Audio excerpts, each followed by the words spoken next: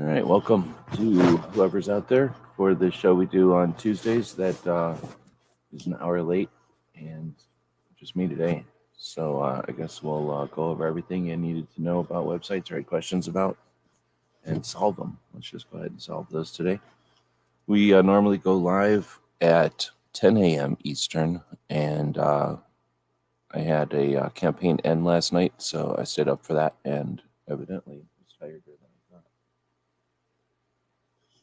All right, so let us look at the thumbnail, which actually had a pretty good kind of sketch of what to do or what to talk about today.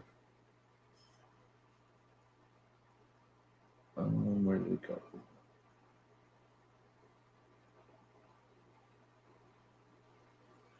Dang it, I just seen it. It's dark one. There it is.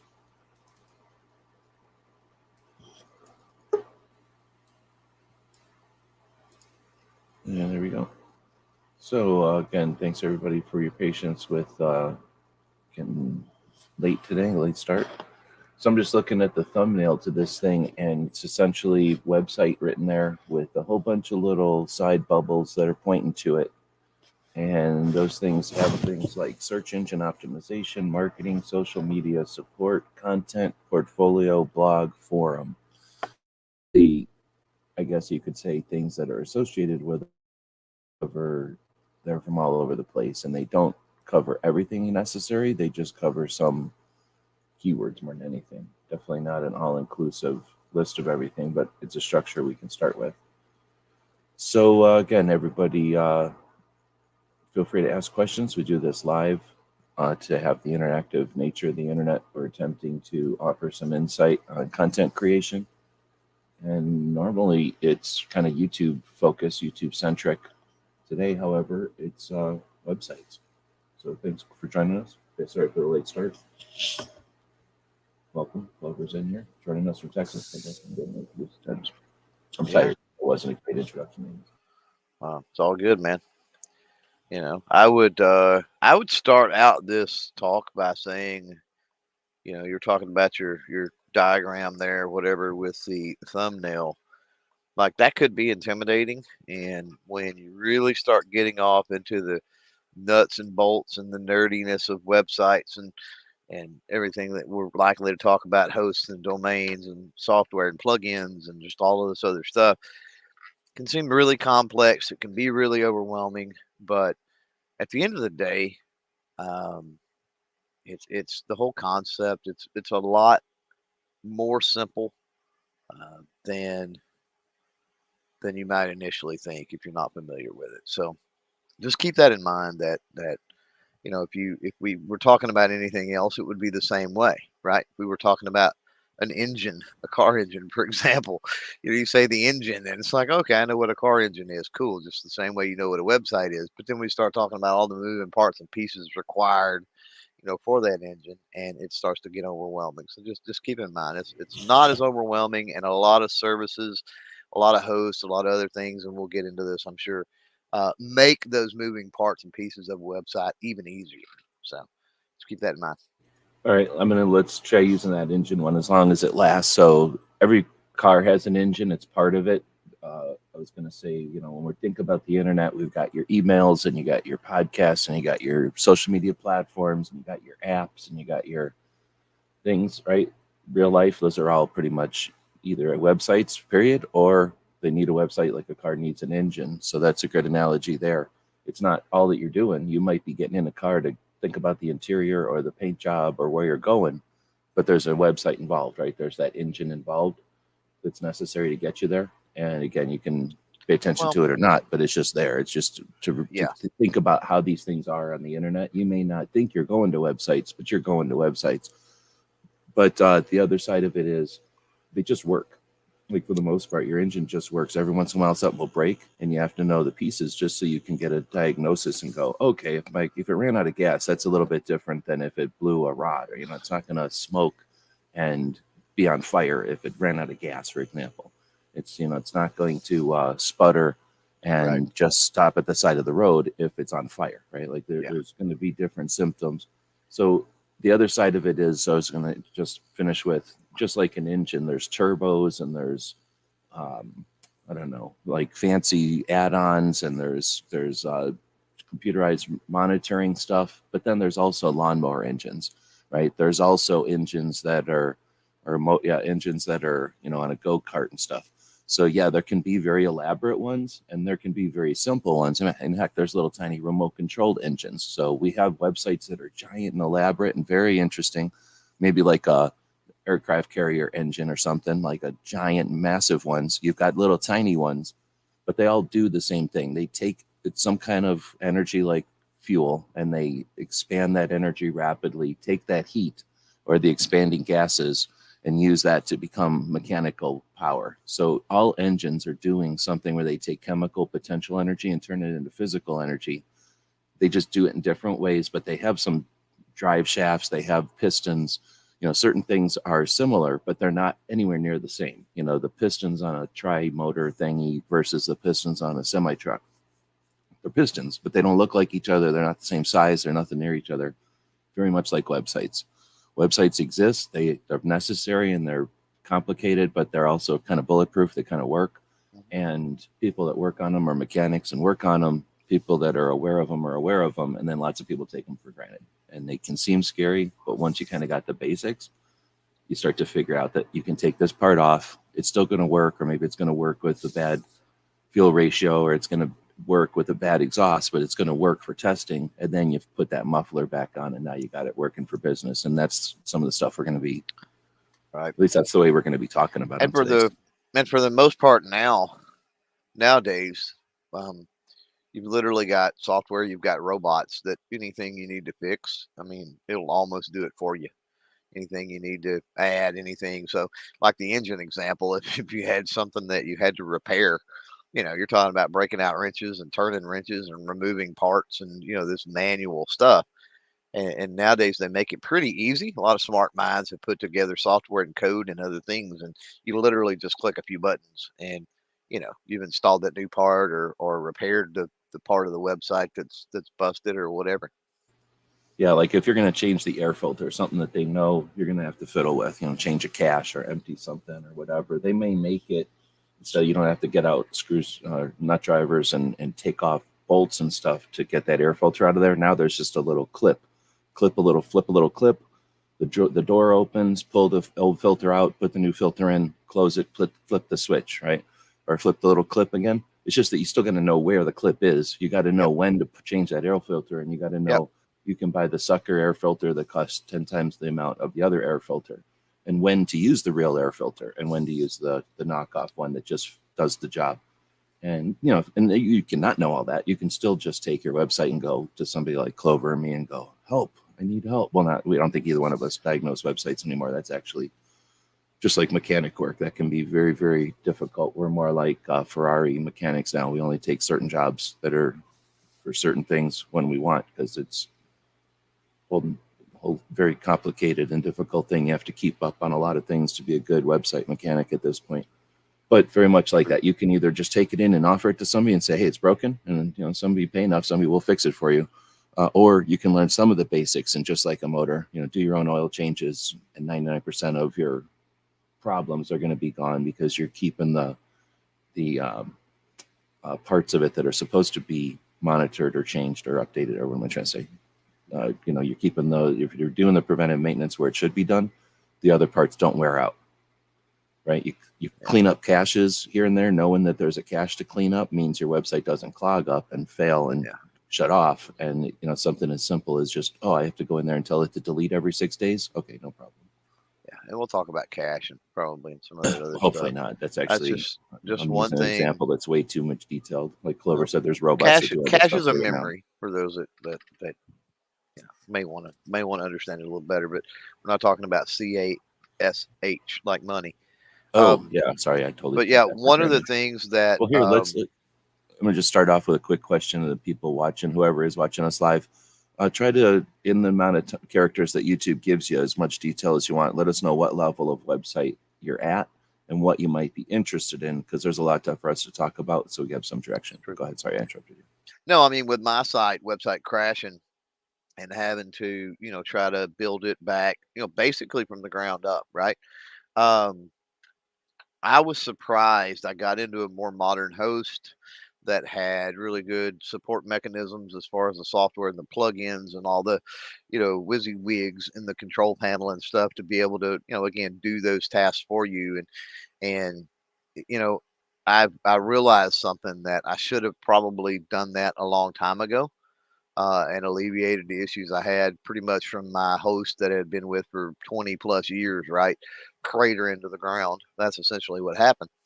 Um, and I should have done it a long time ago. I should have, just bit the bullet and went with a more modern host and that sort of thing, because the ease at which, and admittedly, my level of tech expertise and understanding of it, because I've been in it for so long, the tech side of things. Um, I've got a different starting point, obviously, than a lot of people out there. But still, I mean, I'm like, it was so easy. I mean, there was very few things that I had to try to hand code or really get crazy with it. Most of it was legit plug and play, type some information in, click a checkbox, that sort of thing, and you're done, which was amazing. Drag and drop an element from here to Almost, here yeah, instead of yeah. like I didn't it's even realize. sort of like what happened to me with the phones. I just haven't Yeah, been upgrading yeah. my phones, and all of a sudden I'm like, oh man, what have I been missing? Yeah, exactly. Yeah, yeah, yeah. I was the same way. It was pretty awesome. So it's got me optimistic about being able to revamp and change things around and update, the website more often. I threw the thumbnail as an overlay onto the screen here, and I'm asking everybody, what is That'd be a your good idea. what what No, the overlay. I said that might be a good idea. Oh, okay. And then I'm asking the question in the chat, two questions. What's your website experience? And then the second question, what are you interested in understanding or learning about websites this morning? So this is the overlay, and I can't put my mouse on it or anything, but as you see, it's got the search engine stuff at the top. It's got marketing, kind of similar. Social media, I don't know. That's one I don't know if I'd have put on there. Support, I guess I can understand that one completely. Content makes sense. And then, so search engine and content, I totally get. Forum, blog, and portfolio are three ways you can use a website. So I'm not really sure why they're on there, or three ways to make a website, you could say, or three elements of a website. So I'm really not sure why they're on there unless I'm totally missing something. They just don't, three of these things aren't like the others. But when I'm thinking of it, I'm thinking of more basics, like where do you get your website? What is a website? And that kind of stuff. So this is more of like talking points for if you understand a website. Right. So I'm going to just start off with, because I always did it this way I don't think in 2023 we should assume anybody knows what it is. I mean, everybody knows the word, but knowing what it is ridiculous. That's a massive leap. So a website is nothing more than three elements together on the internet. And they have to be on the internet because a website is kind of one of the definitions is it can be found by other people. So you can do all this stuff in-house or on your own machine. It's just that it's going to be a private website, right? But you need a name for it, so a domain name, and that's just like a trademark or something. If you wanted to own a name that's unique from everybody else's, there needs to be somebody out there that registers them, someone out there that keeps dibs on them, or whatever the word is, keeps tabs on them. And that's called the registrars. For whatever reason, they call it that weird name. And there started out being one, and then a couple, and then a bunch. And now there's plenty of places you can buy them. So you just want to do a little due diligence and make sure you're buying it from a legit place. But now you have your .com, your .org, whatever it's going to be. The domain name is literally just the whatever it is, .com or one of those other domain extensions. And now you have a name for it. Essentially, the real estate address, like if you think of a website as real estate, this is what streets it's on, what city it's in. And a website is a whole, or the domain name is a whole conversation. In addition, you need, once you've got a domain name, you need somewhere for that to go or to point to. And that's a server. That's just a computer that's on all the time. And that computer that's on all the time, you can have that in your house technically, but now you're dealing with a lot of technical issues. So most of us buy that server from a place like 2A Web Hosting, which is a company in South Carolina that has a giant computer that they have online all the time. It's turned on all the time and it's online, and it's got all kinds of things to make sure that it can never go offline. and then they just have a lot of stuff on there. And you essentially, it's like having a giant building and you're renting an office or a room or something. You're going to rent some space on that giant server, and that's going to be your shared server. So now you've got this place to put your website, and you've got something pointing to your website. So now you don't have to say go to 2A web hosting in South Carolina and then slash, my place. You can say go to myplace.com, and in the background that's pointed to the, something like 2A web hosting in South Carolina. So then you need the third element, which is something for the website to show the people that show up to it. So you've got a name for it, and you've got the server where it lives. What are you going to put there? And that software, that software is going to either be a forum, or it's going to be a blog, or it's going to be a personal page, or it's going to be like Clover's site, or it's going to be a shopping cart, or it's going to be anything, right? So a combination of all the above. Yeah, right? Good point. Yeah, it can be any of those things. So just like with that motor, you need the motor, you need a license plate so that it can, it's yours and not somebody else's. And then what are you going to wrap that motor in? A van, a motorcycle, a sports car? And so that website, that's the three elements. You need a domain name, you need a server, and then you need some software. And now you can go nuts because it's the internet and it's 2023. You can play with that. So, you've seen websites with this and that and the other thing and weird stuff and slash this and that. And then you've seen real easy ones. We can get into that if people want. The server side of it, man, that's kind of what Clover was talking about. That used to be super difficult. And you had to be a real nerd, not just a nerd, but like a super nerd to be able to understand this stuff. And then you had to be creative, and then you had to be able to talk to humans. And that's why some of us were able to succeed in this world. And the super nerds could do stuff, but they couldn't do it all. The like real communicative people could do some of it, and they couldn't do it all. So it was a real interesting time. And now it's changed to where anybody who wants to can go. For a while you had to be like an owner operator to be able to run a vehicle. There weren't that many, and you had to own it to be able to get in there. And then eventually vehicles became so cheap, anybody could buy a vehicle, and that's sort of what's happening. And the reason they got so cheap is because they got easier to use. You don't have to shift them anymore. You got automatic. Now pretty soon they're going to drive themselves. So more and more people are going to be able to drive the thing once they get it. And that's the same thing with websites. What Clover's saying, they used to be very difficult to set up, and then they were easier, but you had to know all the nuts and bolts. They just put the tools kind of together easier. And now they make it where you don't even know there are tools. You just kind of drag stuff, wiggle, click on a thing. It's happening in front of you. You don't have to contemplate, or what's the word? You don't have to think about what it might look like. You're just doing it right in front of you. It's called what you see is what you get. I've been talking for a while. So I think that's the definition. I don't know if you've seen anybody talking about their level of experience.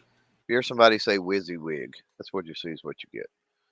Just so you know. That's where that comes from. That's a website thing. I think. At least I started hearing about it it might have been an app. Well, if you take that acronym, what you see is what you get. It spells WYSIWYG. So just wanted to make that point.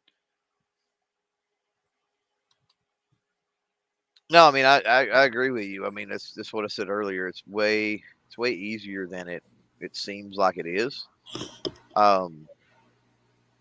You've got to have. I agree with you. You've got to have three different things. You've got to have. I look at it. Kind of backwards, right? I look at it from you looked at it from the domain going down. I look at it like differently. Like, okay, I want to build this thing, right? Which is a website. Well, I need land or space to put it on, right? That's going to be your server. That's going to be your host. And then I need an address to get to it. I need a way to get to it. And that's going to be your domain name. Now, most hosts, most servers, right? Most of those companies that are out there, and there's a ton of them. And G-Web's brought up due diligence, and I totally agree that you need to be looking at, kind of depending on, flesh it out a little bit with ideas. What are you going to do with your site? What do you think? Is it going to have a blog? Is it going to have a forum? Is it going to host some? You could potentially put some video content on there, and what are you going to use? I mean, WordPress is super popular. I'm sure we'll get into that. And then when you're looking for that server and that host, that's one of the things to consider is, is this a reputable host? Is the software they're running on their servers, up to snuff to be able to handle, the type of things that I want to do is their servers fast enough and large enough, right, to be able to handle potentially traffic or just the storage needs that I have with my site. Some things take up more space, for example, than others, like potentially video. Um, some things are bigger. And so, when somebody hits your website and they're essentially downloading that information, um, it's more responsive, I guess, would be the word for that, right? Um, but most of your server and host, once you figure out who that's going to be, and those are way cheaper now. I mean, me moving over to a different host, I mean, I've cut my costs by a third. I mean, at least by a third, right? And we're talking about a company that I was with for 20 years. Um, so not only have I move to a better host, but it's cheaper and all of these other things. So due diligence is important. Yeah, Um, it used to be where they would need, yeah, lots more stuff, either yeah. people or stuff, or people that know stuff, and now there's not as My much stuff to know, and it's all smaller and cheaper. So yeah, things my get my cheaper. ultimate point, and I rambled there for a little bit, but my ultimate point is um, the way we've been talking about these three components. You've got your website, you've got your host, you've got your domain, right? Um, when you go to a host, they usually have anything modern, anything popular, any of the big 10 that's out there, let's say, or whatever, right? They're going to have all the mechanisms in play for you to get your domain, right? Um, for you to build out that site, right? Whatever, be it forum plugins or blog plugins, or maybe it's again WordPress or whatever. They're going to have a lot of those mechanisms. So if we back up a minute and think about the first step, right? Like, hey, I want a website. What is my first step? I would say flesh it out, kind of get an idea of what you're wanting to do with your website. Look Right. at a few different hosts and what all of their options are for that, right? Factor in cost, factor in all of these other different things into it, and then go ahead and get some sign up for some space with that host, the hosting package, if you will. Um, and typically all the other things will fall into play within that host. Now you don't have to, as you pointed out, you can have your domains through a different registrar than your host, and your software actually be running on a separate server, and you can get really crazy and technical with it if you want to. But I think the vast majority, and especially when we're talking about, if and when anyway, we're talking about creators. I mean, most of our chats here deal with creators more than anything, right? People that have, uh, creative projects, let's just say, or whatever, potentially activism and things of that nature. Um, I think that you don't have to, in that capacity, get super technical. If you were talking about a big corporation, you were talking about some very advanced e-commerce.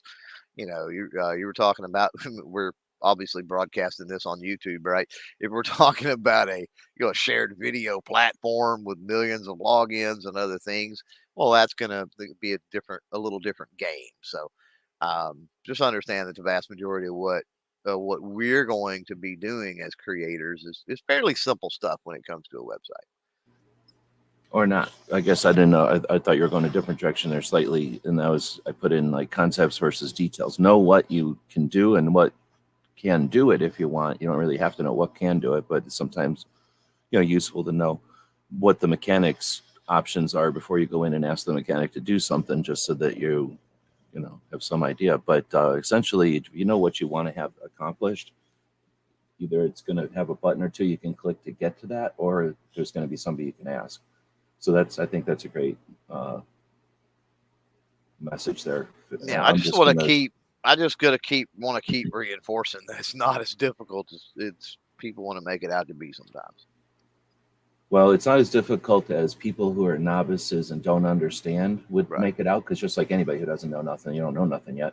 And Yeah. then the other problem is those of us who have been doing it for any length of time, we know what it was like to have to do way more DIY or Mhm. completely build it ourselves. So we're That's a looking at it. detriment too. but that's a Yeah. detriment too. I mean, I've Yeah, learned we that. have That's to what I was we saying. make it sound complicated, I think, Me, unintentionally. well, that's not what I'm getting at. So what I'm getting at is, and I'll use the example since it's fresh in my mind of, having to redo mine, right?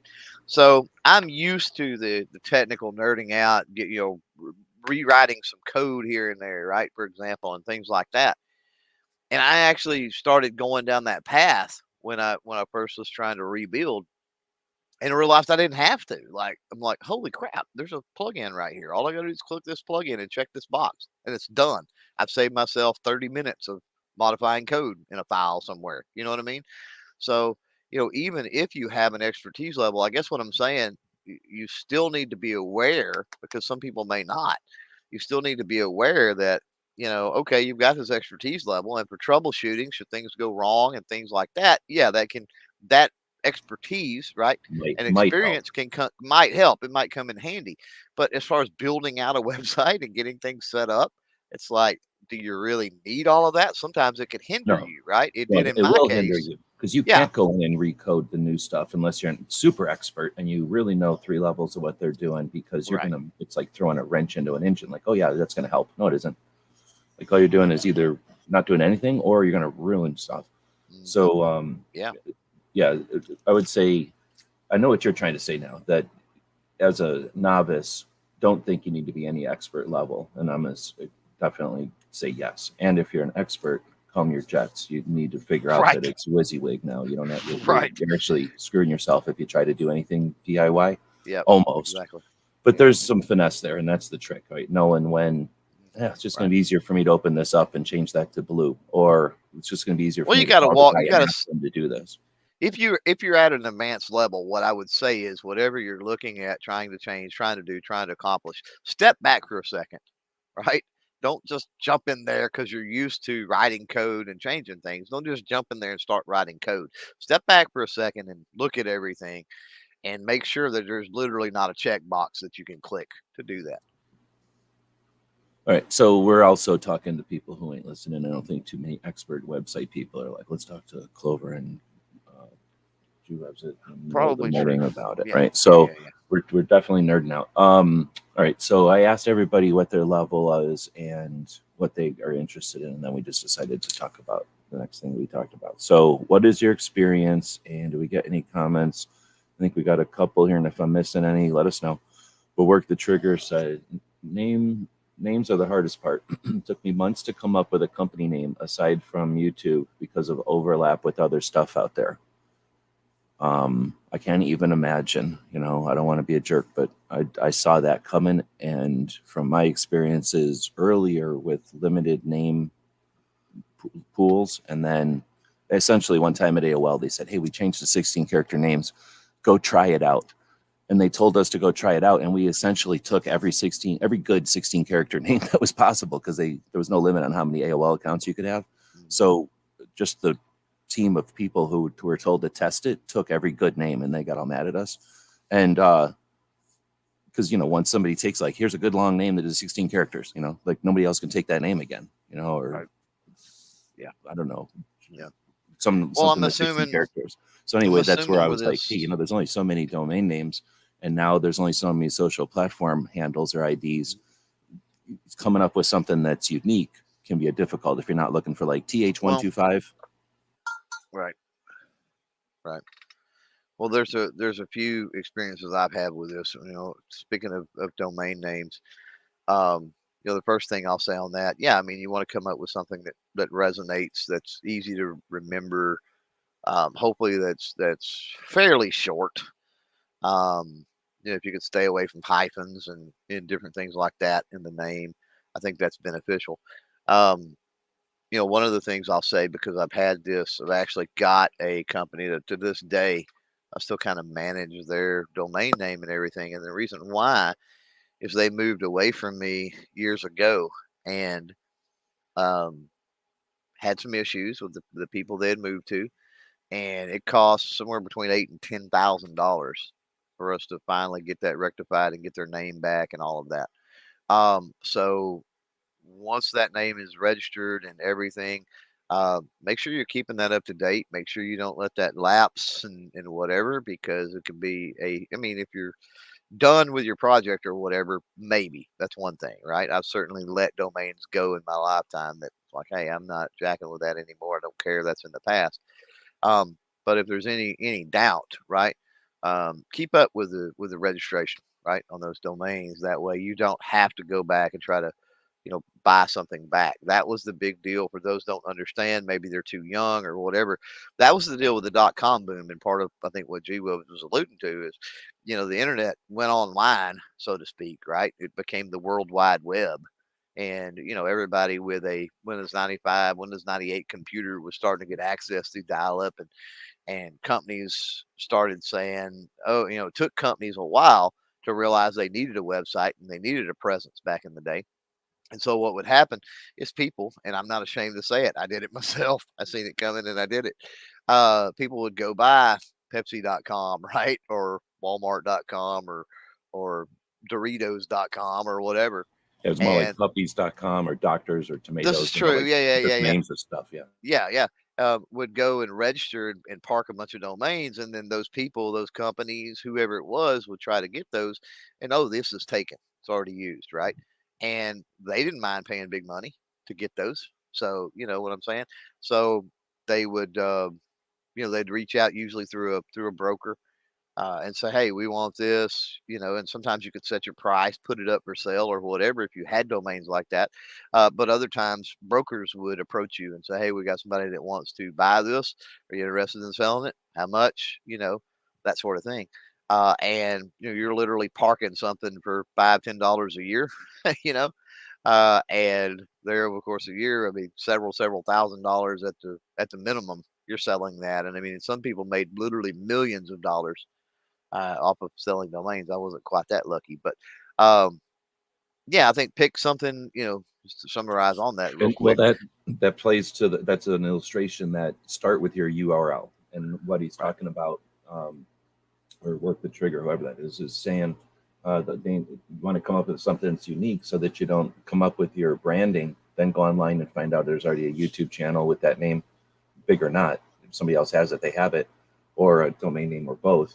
So start with you with that part first. See what's available, what's going to work with what you got, and if you can. Almost these days, I would say start a project to make sure you've got a hole in the internet first, so that you can fill it unique, completely without being, working the trigger two or she fires second or something like that. Yeah, yeah, totally. I mean, even if you got to, I mean, it's possible. Let's take Sheepfires as an example, right? Um, let's say sheepfires.com was taken, right? Instead of going, Sheepfires 2 or Sheepfires 2023 or something like that, right? Try to come up with something to look that identifies you. I've even seen people do that according to their projects, like their channel name on YouTube. Let's look at this from a creator perspective, real quick. Uh, their channel name on YouTube is taken as far as that domain name, as far as that address, as far as that URL is concerned. And so they got a project or something, right? Or maybe it's their tagline, or maybe it's their motto or something, right? And so they use that as their domain. But it ties in. Everything ties in, and it's recognizable. So, um, short, recognizable. It ties into your channel somehow. Um, all considerations that need to be made, I think, when picking a domain.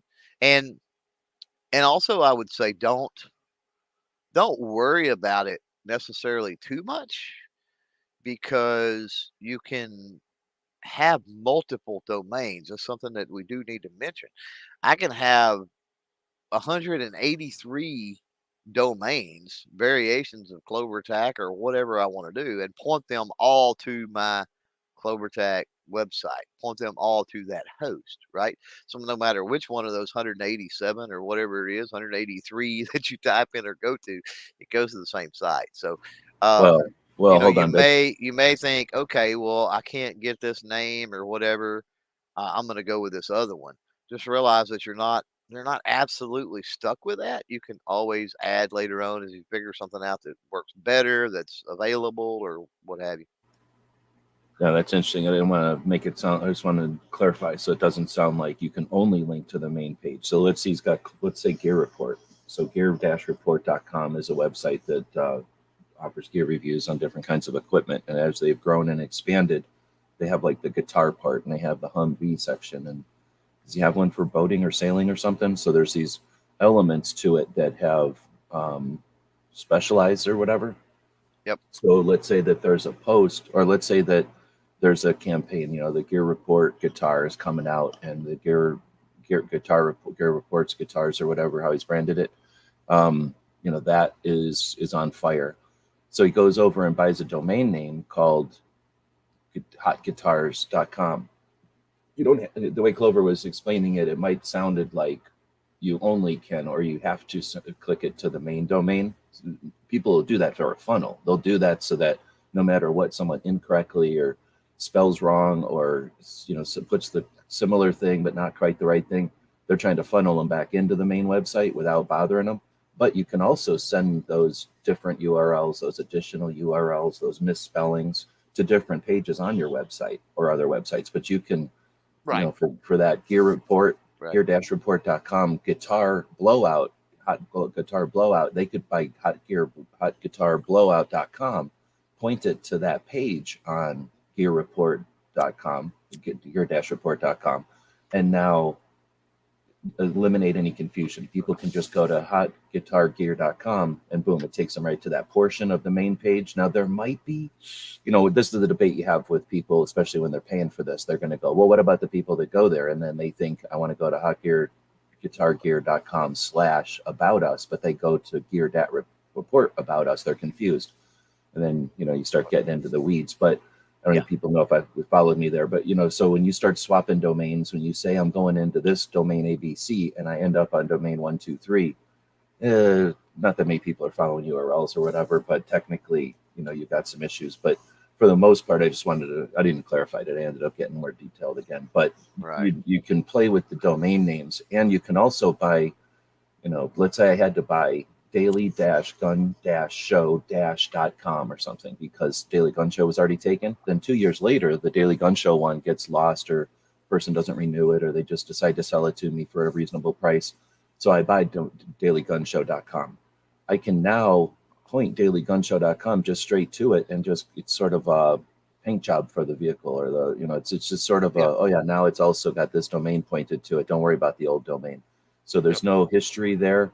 There's no like affiliation with whatever one you started is somehow the root. Now there may be in the server, the naming of this name configuration of the server, or whatever it's called, like, there might be some glitches there, but for the most part, without getting too detailed again, you can use domain names like paint jobs or like extra maps or like, they're very much a marketing tool and a navigation strategy. And without getting too deep into domain names, it's a good point, and we could talk about domain names. Weston kind of added to that, said he's made a couple of bucks over the years buying and selling names. And because of names are similar to like the address of a building in the internet, there's not streets and roads or city blocks or anything like that or neighborhoods, but then there kind of are. So you think of, like Clover said, a short and sweet. I think Sheep Buyers had said the name should be simple and shouldn't be super difficult to spell. So if you spell something like gun websites, GHUNN, WEDBSIITESSZZ or something, how the hell is anybody going to find that? But you could also get a common misspelling, gunwebsite.com without the plural, without that S at the end. Yep. Well, maybe I own that. And maybe like Clover said, it goes to gun websites. Or maybe if somebody types in gum websites, I didn't want somebody horking off of me and doing something like some parody page. Right. So maybe somebody bought that and clicked it over. Now I didn't because I don't have unlimited funds, but that's the kind of thing you might do if you're worried about somebody messing with you or just making a joke with you or something. And it costs, like Clover said, a couple of bucks. And you've essentially got a bigger funnel on the internet, collects people, but it's anyway, that gets into marketing and stuff. But I agree, it should be simple and easy to deal with as far as a domain name. Yeah. Think about, my suggestion with that is to think of it in a way of, if you're trying to think of, some address to some place you've went before, right?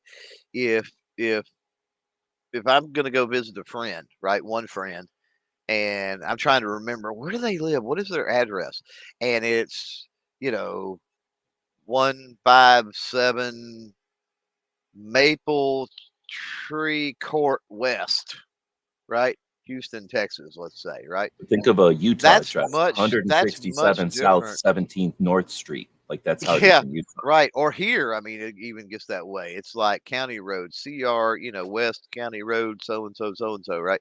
Um, Much more difficult to remember that, oh, his address is 14 Maple Street, right? Like that's easy, right? Or 14 whatever.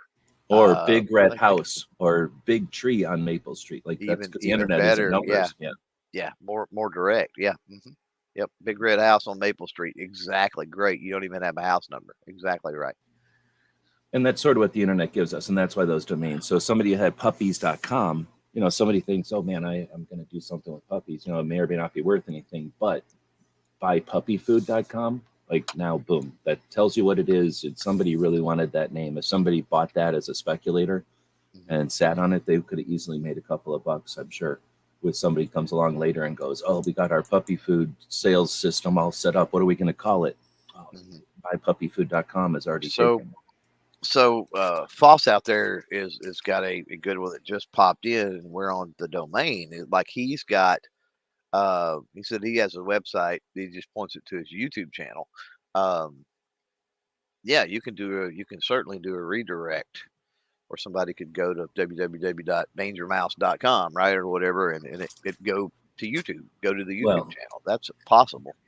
Well, that's two different things. So I'm going to take that and bounce it to the Sheepfire's next question or point from before. She said, I have a website to centralize my online presence in one place, online store, blog, Instagram, and also link to any of my brand deals. So what Foss is talking about when he says I have a website, but it points to my YouTube, we've been talking about domains. So I think when you jump to I have a domain and point it to my YouTube, but he may have an actual dmfoss.com or something like that, and then you go to it and it just says go to my YouTube and a big link. So like Sheepfires has, you go to sheepfires.com or whatever it is, and we'll I don't know if we should do a whole nother show if we look at websites maybe, but you go to whatever website is, and now it's going to say go to this for my YouTube, go to this for my blog, go to this for my store, and also here's some links. So when we're talking just the technicality, when we're talking about the website, I wonder if Foss is talking, he bounced his domain over, or right, redirects his domain essentially, or if he's got a website that says, hey, you found us, now go look at our YouTube. That's right. Yeah, like a landing page or a splash page, right? Versus it goes directly to that, like you never see anything in between.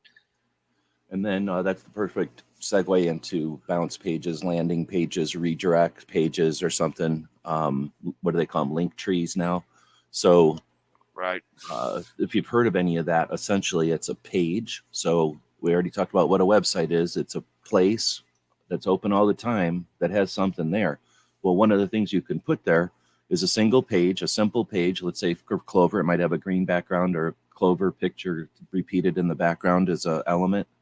Oh, when I was talking about it the other day, I think I figured out what it was, dude. I don't know if you're down for this, but on your background Clovers, what about fading them? Like make them transparent a little bit. I think that might pop the middle part, make it less, focus on the it's just a matter of change. Yeah, I did lower the opacity and darken them some, but yeah, they probably could be a little more.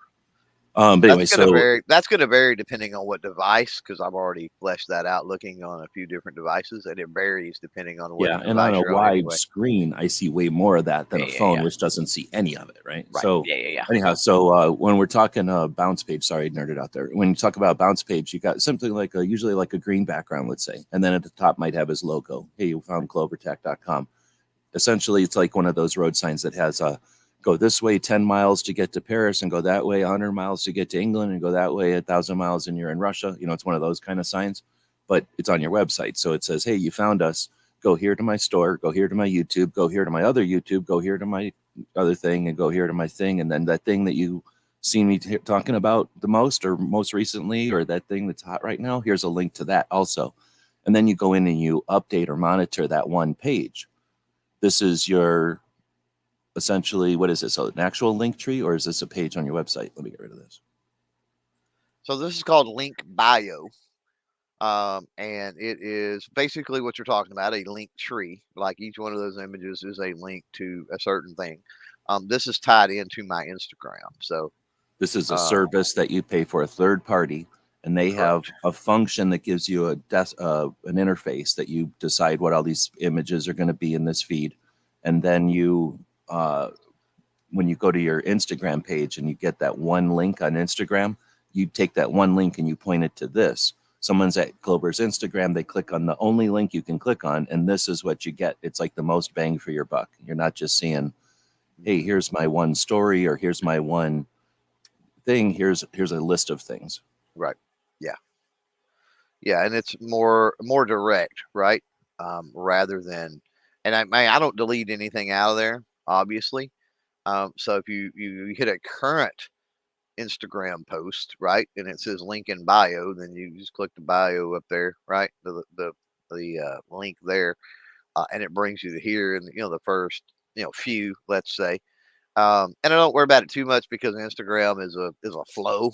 Like very rarely do people see your Instagram stuff from 2 years ago, so don't worry about it too much. But it's a much more direct approach with this than the website. Like all of this stuff that's in this, you could ultimately go through the website and get to it. You know what I'm saying?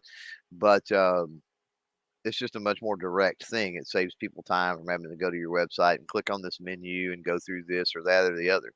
Well, your website is essentially like a library. It's like you created an article, you created a video, you put it on a shelf in your library.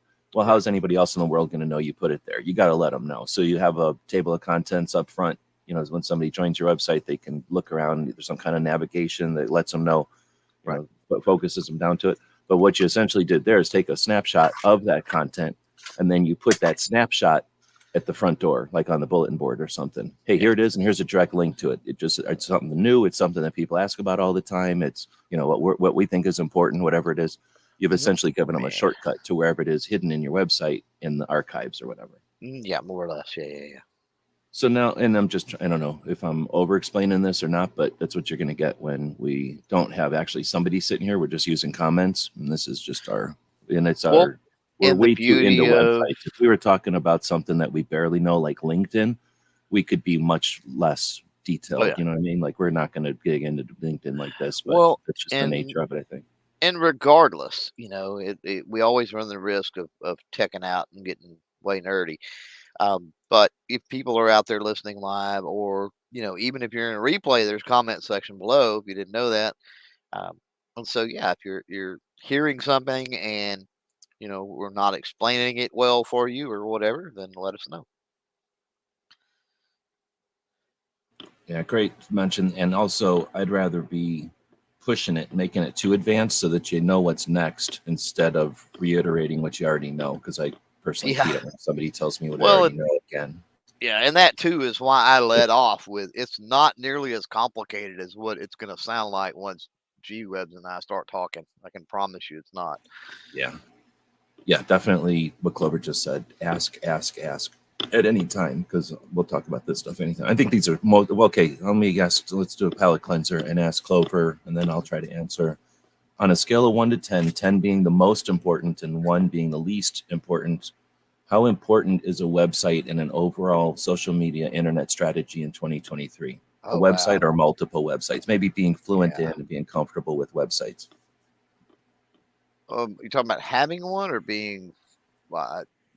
I mean, being aware and I think having one are the same thing. So, and it's, in other words, you can't just say, I've got a website and then walk away from it. You got to be like actually using your website. How important is that? Like being able to be website fluent and then adapting a website into your strategy in 2023.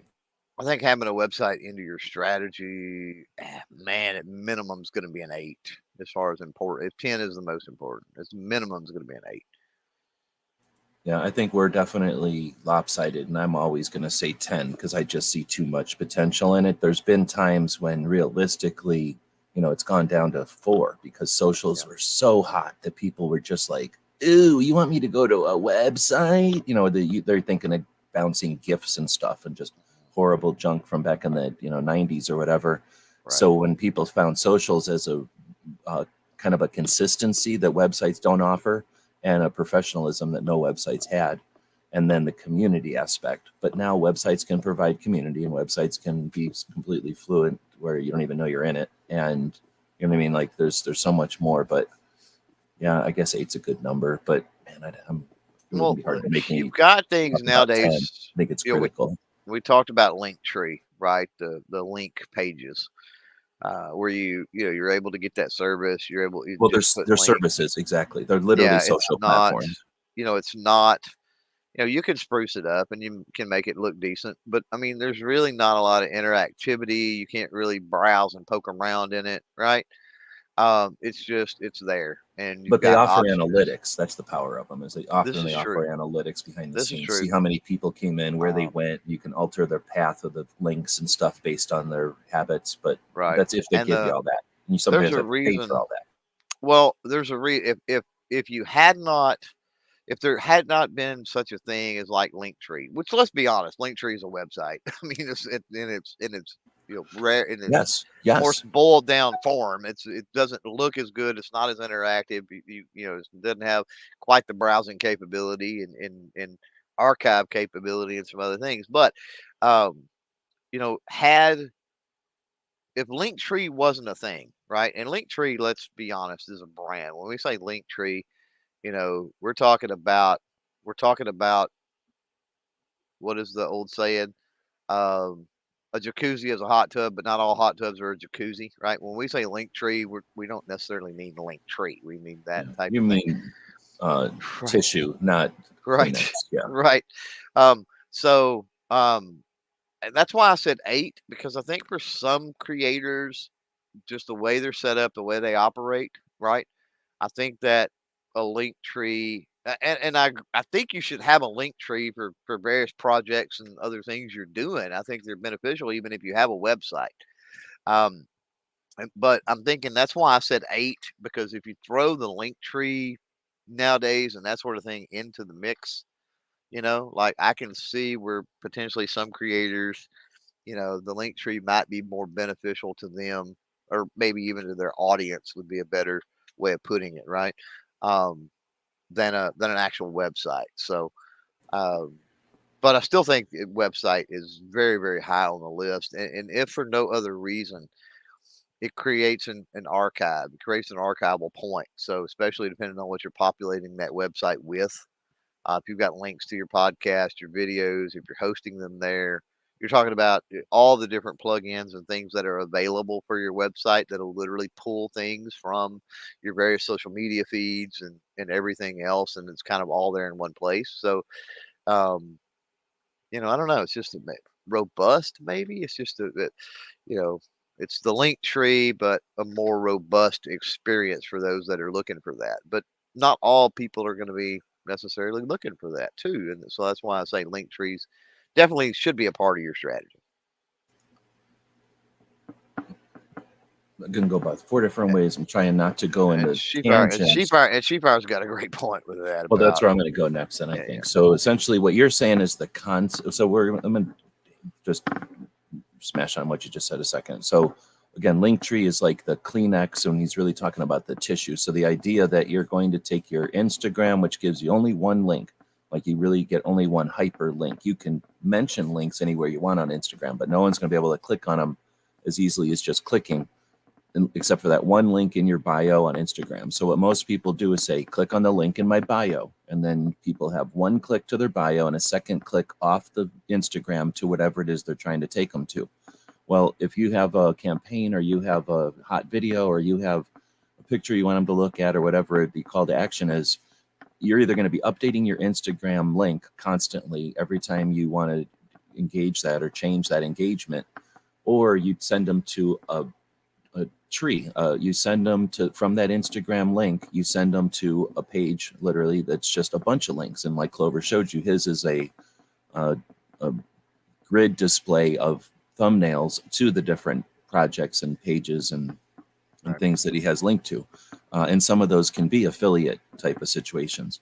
But what we were really talking about when you kept saying Linktree is that concept that you're going to have a landing page, is the best way to say it, I think, of links that are strategically set up to, uh, uh, let's say, what's the word, like be useful for the person who showed up. So they're probably coming from your Instagram, but they could easily be sent from any social platform you send them from, or from any post that you make, or from any permanent link or banner that you have out there.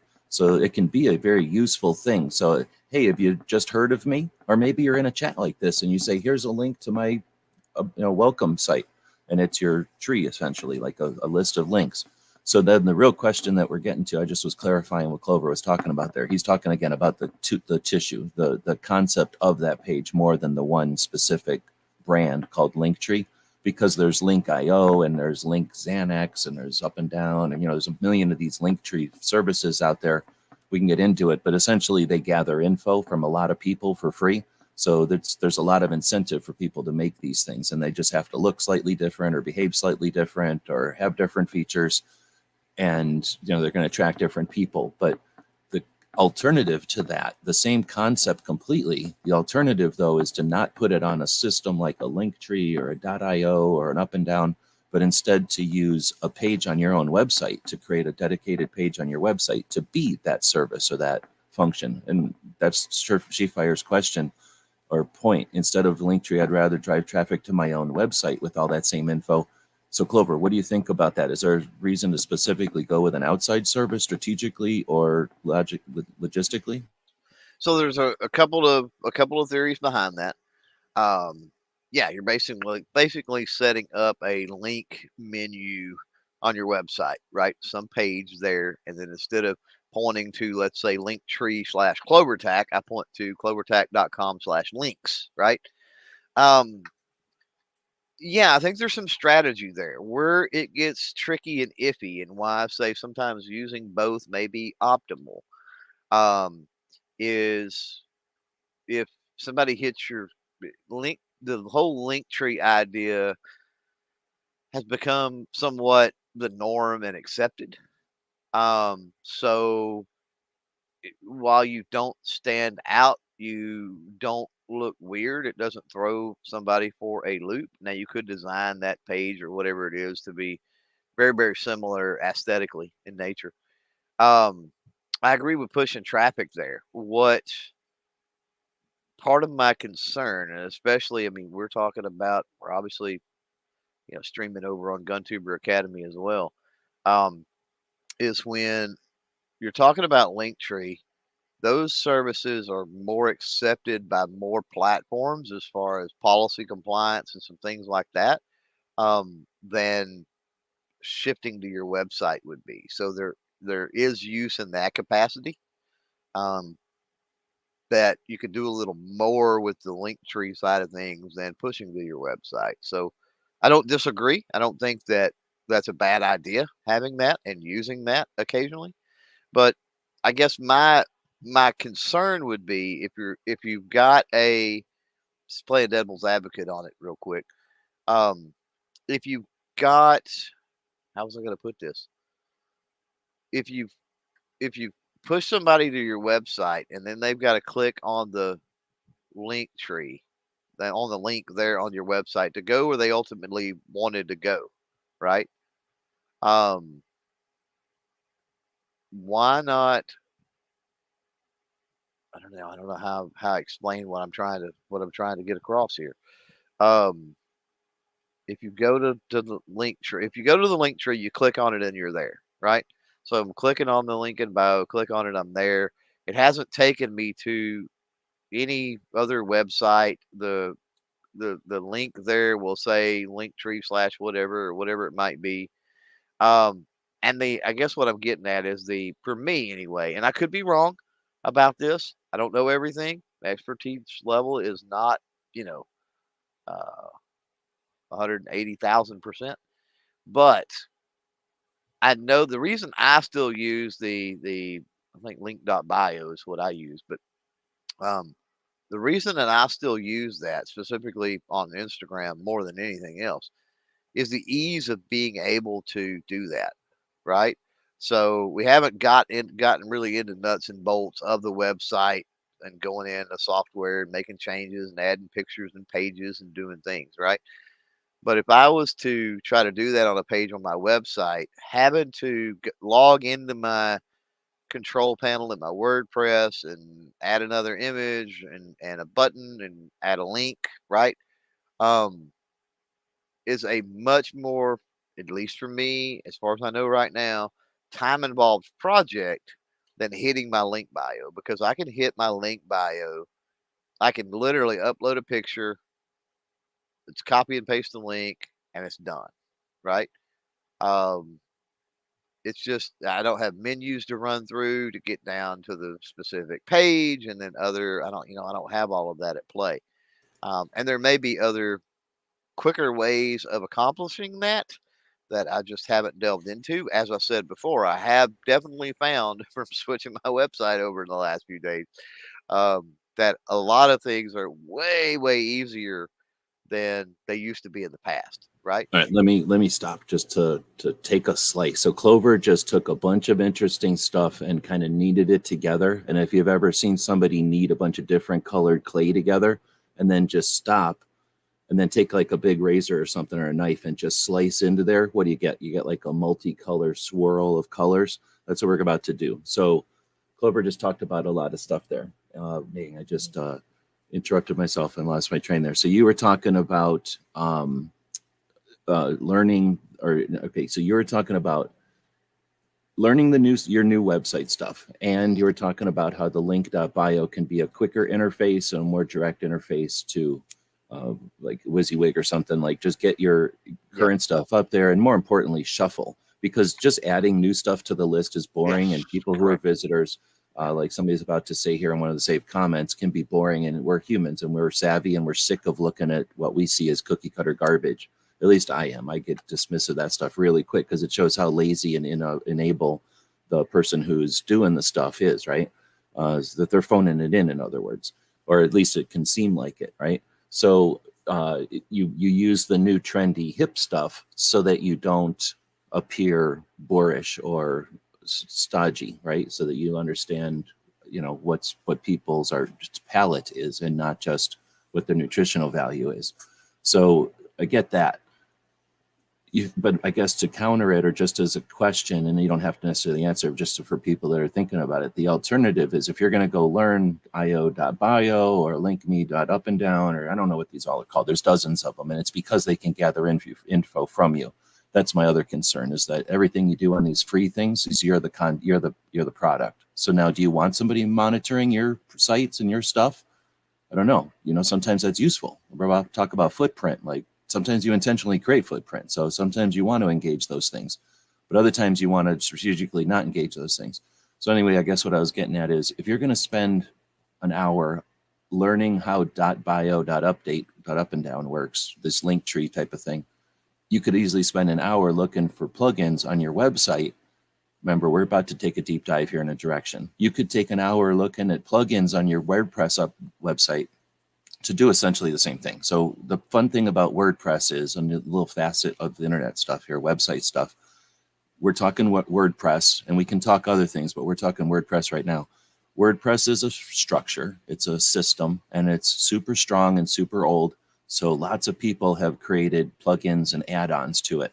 So in essence, anything you've seen happen on the internet before, there's a WordPress plugin that can either do it or emulate it. So let's say that we're talking Linktree and we find a plugin. So what Clover's talking about is or one of the discouraging things would be if you had to log into your website and then you had to navigate to the page to add the post, and then you had to go to your display page and redesign the page to put that new post at the top, right? Like that would be laborious, and you'd have to have a level of awareness and time and either do that tediously on a phone or open up a computer and do it on a screen. But either way, that's a lot of work compared to a link tree, which is just navigate to a website, update it, maybe wiggle stuff around to reorganize, and then go away, go live the rest of your life. So I understand that. But what if there was a plugin that could emulate that what do you call that, that service? Well, then that would be cool, because now you could just go to your own website, do the exact same amount of effort, and get the same accomplishment. And that sounds awesome. That would be great. And then life would go on. Everybody would be happy. But in reality, WordPress is open source, essentially big giant software, and lots of people participate in it with these plugins.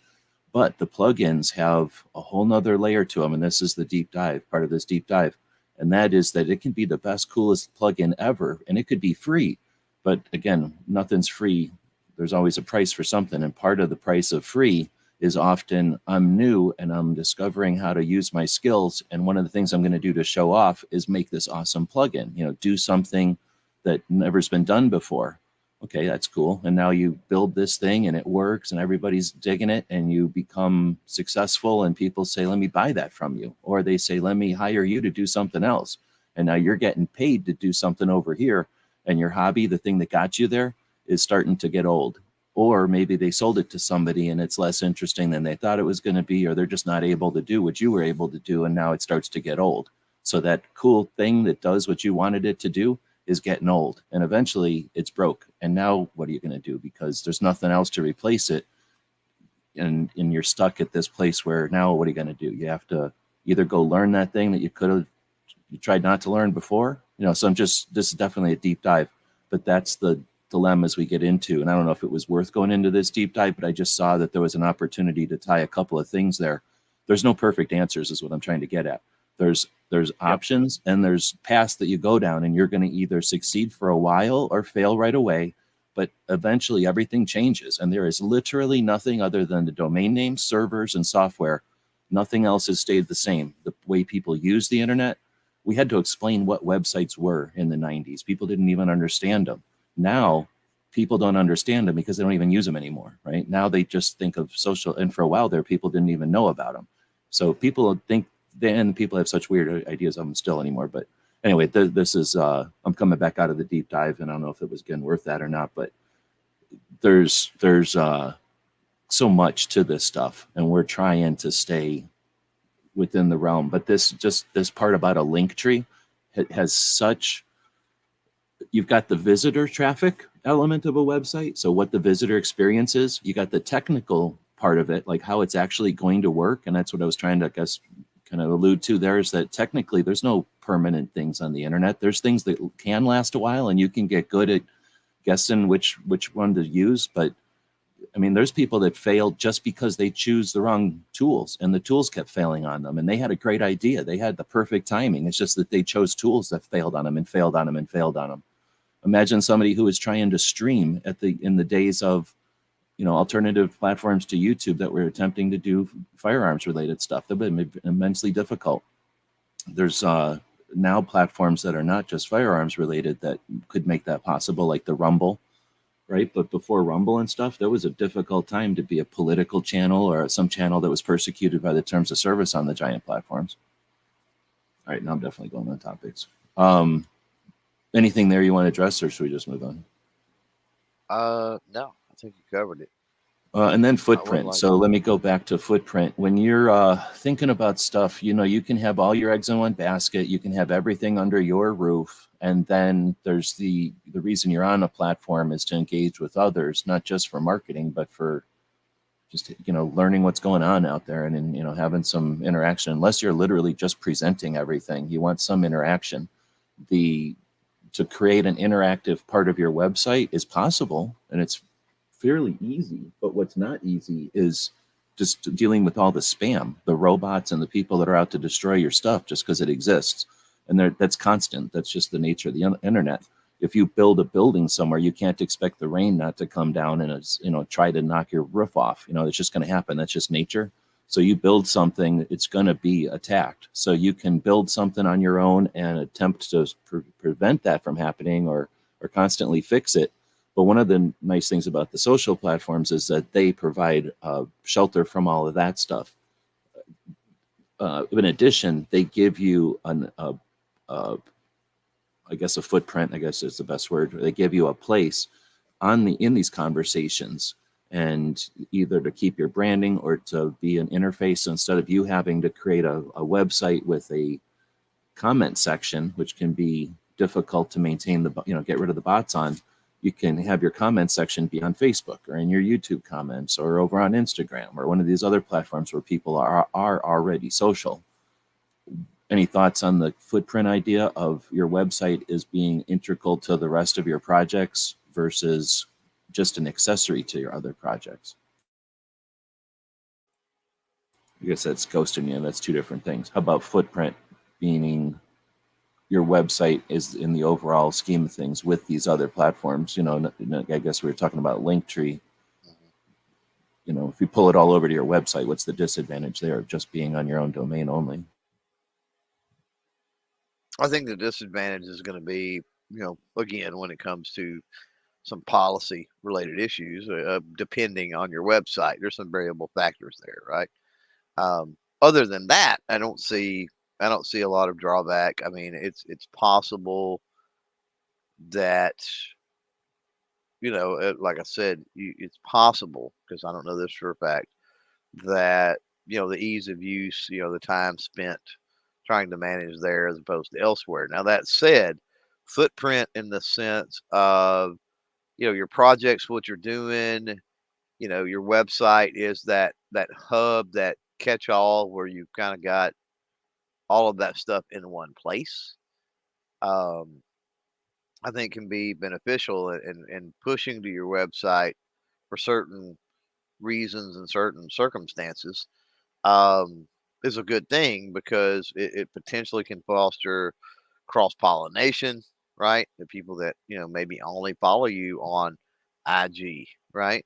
Um, and haven't really put together that you do all of these other things, right? Same thing can be said about YouTube. And, you know, um, who was that? Eagle Run 23 was having a conversation about his coffee company or something out there, or her. Uh, but anyway, um, maybe people don't even know that it exists unless they hit your website, right? They don't know that that's a thing. I know on mine, I've got, the other projects with the GunTuber Academy and the card channel there, right? So it's an opportunity, I guess, to, somebody that hits that website to kind of expand on what all you actually do. You think about it, I mean, everybody has, I say everybody, when you look at companies and stuff like that, that's why they have various sections of their website, right? Is to lay out varying types of information that varying people may be interested in knowing. When you hit, you know, Beretta.com, let's say, right? They got their firearms, they've got their outdoor gear, they've got their blogs, they've got their, you know, about section with the history or whatever. They've got all the multiple aspects. So, um, yeah, having that all self-contained and there in one place, um, yeah, can have a lot of benefit. I don't want to take away from that at all. Well, no, you need all that, I think. But I mean, I think that I think that there's a lack if you're only there. If you don't have a presence other places, and that doesn't just mean social. Nowadays, it means mostly social. But if you can get a link from a website, a website that's talking about famous YouTubers, and you get a link in that description of something, it's just a blog post on a website, or a description on an article somewhere. That's gold. Like that's the kind of thing that gives if you're talking about the website being an address in the internet, and the internet doesn't really have streets or neighborhoods, but it really does have streets or neighborhoods because everything does have an address. It's just that there's going to be the main index, so if somebody wants to look on the yellow page or in the white pages or something, good luck. They have to know who you are to find you. But once they find you, know who you are, they will find you. But the links, the references out there on the internet are sort of like having, again, someone permanently or temporarily, I guess I don't want to limit it, but having your address written down additionally, and ideally in a conversation, so that there's the people who are actually interested in the topic that you might be focusing on or whatever, hear about that you exist. And the fact that they hear about you exist on the social platform, yeah, great. But what are they going to find on your social platform? They're going to go to your about page maybe and everything. But if they go that extra step of going to your website, now you have created the environment. You take them through the whatever it is, the introduction or the experience that you manufacture, because you have total control. So anyway, I think the footprint that we have as projects or whatever it is we're talking to out there, but content that you're creating, if you put it all in one place, it's expecting a lot for the internet to just say, oh, here it is all in one place. Let's go, everybody out. Let's all help point to it for them. Instead, think of your putting all your content in one place, but then as important an element, but like another important element of your project is then to get out on the rest of the internet and let people know that it's there. But so anyway, I think it's super important to have the website, but it's not a one. It's not a one or the other. It's not a this or that. So I guess that did we address this one? I suppose having the website to centralize my online presence in one place, which is essentially what I was just kind of talking about there. No, and she says Street Fire's brought this comment up and concludes it with, "I also link any brand discounts." Let's talk strategically, if you want, about that, and I'll let you riff on that. Oh, I guess you know what I'm talking about. The whole like idea of terms of service and implications from different platforms is guidelines or whatever. Maybe he walked away. No, I'm still here. Oh, I don't know. Did you want to say anything about that? Yeah, I mean, you got to be mindful. At least for us in the gun community, I guess. I'm assuming we're talking about the gun community. Yeah, you got to be mindful of that. I mean, when you're talking about like brand discounts and links to them, I mean, the idea is it front and center, and is it, I mean, is it in your face? Is there active push, right? So that's when you get into the majority of issues policy wise when that's happening. If you tell people specifically to go here, even if it's on your website or there, when they're talking about it being policy related things, and you're pointing people to it, right? You're literally pushing to it. Much different than having that in play on your website, unless it's like all over the home page and stuff like that. Then it can potentially be an issue. Um, but yeah, I mean, it definitely. There's so much you can do again with the with the left, and she fires alludes to it there. There's so much you can do right in one place, and the online store, the blog, IG, um, and that's true. Um, I don't know. I mean, it's that goes into. I'm gonna go off on a bit of a tangent here, but when we're talking about the steps getting that website up and all of this, and looking into a host and all that, uh, remember that there's going to be certain things that are required for certain aspects. Be that you need an SQL database, or you need secure server certification, some things of that nature, particularly if you're looking at an online store, or even to an extent a blog or a forum or something along those lines.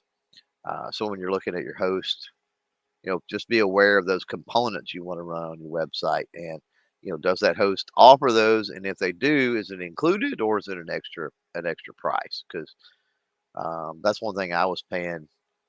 I was paying $99 a year for my secure server certificate, and with the new host I moved to now, that's included. So, just be mindful of things like that. Yeah, back to the thing about centralizing in one place. Um, yeah, it's best to, and there was a comment up there before about the navigation, and you brought it up, right? About things being difficult to navigate, looking stale. Um, you want to use, there you go, missions. You definitely want to make sure that with those different components and different things you're doing on your website, that um, you have your menus, right? Make your menus easy to understand, easily labeled, that sort of stuff. Um, when it comes to the discount codes, when it comes to affiliate links, especially if we're talking about things that aren't necessarily or could be considered non-compliant with policy on various platforms, um, the the best way to handle that, and the term honestly that YouTube uses is called nesting. And so what you want to do is you don't want them right on the front page. So I'm gonna use Sheepfires as an example. If we hit Sheepfires website, and right there in a big banner, it says, here's a link to Palmetto State Armory, save, 10% off with, you know, code Sheepfires, right? That's a much different situation than if she has a menu somewhere that doesn't say anything about shopping, doesn't say anything about a store, doesn't really say anything about affiliate, but maybe it just says, the firearm industry or companies we love, or, it's very easy to understand language, right? And you click on that, and then you've got like a directory of, I've worked with these companies, blah blah blah blah. Well, you're not driving traffic. You're not, promoting and pushing traffic to those things that may not be policy compliant. You're just talking about the companies that you have worked with and deal with, right? It's just a little bit different vibe. Um, but the situation, regardless of whether it's a policy compliance issue or not, is making those menus and the navigation and everything else as easy to understand for the viewer as possible, or the viewer. Yeah, I guess it would be a viewer to a visitor, I guess, on your website. Easy to understand to the visitor as possible. And now let's talk about that since we're talking websites in general. So here's fun. Old people, young people, people that use Macintosh, people that use normal phones, people Ooh, that use good point. phones, people that use computers, people that like light backgrounds versus people that like dark backgrounds, people that like serif fonts versus the people that like non-serif, whatever they are, fonts. And those are fonts without the little doohickeys everywhere that make it hard to read. And then people that like just straight lines. There's literally people that were complaining. And these are the two sides of every coin. Like everyone will complain about all of these things. And no matter what you care about or think is cool, it doesn't matter. The opposite people are going to complain about it. So you're going to go through a cycle, and depending on what you're doing, you're either doing this for yourself. Some of us are lucky because we did it for lots of other people. So when I build dozens of websites for other people, I get to hear all of their complaints from their dozens of things. And then Right. either Yep. directly because I run the farm that shows me. So I know, here's the thing, I'll build the site. So I build the form that tells me or that tells them what the complaints are about the website. Of course, I see every one because I can just look at them. They're in my database that I built. And then they tell me the four that they care about. So right away, I know how many complaints came in, and I know which ones they ignored and ones that they do care about. Now I know what my client cares about, but now I know a double filter of what people care about, potentially. Add that to the next person and the next client and the next dozen years of people complaining about everything. And you can build your website however you want. And there's going to be somebody who complains about it. There's going to be also people that say, this is the best thing I've ever seen. Mhm. So I don't want to say don't worry about that or do whatever you want. But if you don't worry about and do whatever you want, you're still going to get people to complain about whatever you did. So I'm just throwing that out there. And people are, That's true. imagine the times have changed about how much, because back in the day, we would offer Well, comments. Like people actually would say, hey, I don't like this, because they weren't being a dick. They just were telling you that they didn't like it. Nowadays, if you say something like, oh, I don't like this, people are like, oh my goodness, you don't like me, or I'm offended. You're not so, it's like a different culture now. So people aren't used to getting feedback directly, or, comments or whatever the same way. But, yep. I'm just saying over time, you're never going Well, to do anything some perfectly. of It's not possible. And don't yeah. get offended when somebody gets offended by what you like, because Well, understand that people can be offended and then change to that. You don't need to I think offend people, but if they're going to like not like it, you yeah. don't have to change every time somebody doesn't like something, is I guess what I'm saying. Right. Well, there's valid issues that somebody may have, right? And there's preferential issues. So let me dive into that a little bit. So when you set up your website, we're talking about building it out, right? Whether that is some type of drag and drop thing, or WordPress, which has a lot of drag and drop options. Um, However it might be. Um, any hosting service, any site builder, that sort of thing, right? It's typically going to have, and especially if you use a template. She probably out there was talking about templates a minute ago. Especially if you're using templates, there are responsive templates, meaning those templates will automatically adjust, right, to the device being used, right? And you can test that, right? You can click a little button and it'll show you, okay, here's what it looks like in mobile. Here's what it looks like on a tablet. Here's what it looks like on a laptop. Here's what it looks like on a TV, right? Um, so valid comments or criticisms right on your website is one thing, and I throw that into the category of, hey, I hit your website, but I use a phone, I don't have a computer, and like I can't find the menu, or I can't find this button, or this looks weird and I can't scroll to the left to see the rest of the text, right? There's a difference in that person uses mobile, and they they can't have a workable, navigable experience on your website, then there's a big difference than that, especially like I said, with all the new tech and the plugins and the templates and the things in play nowadays.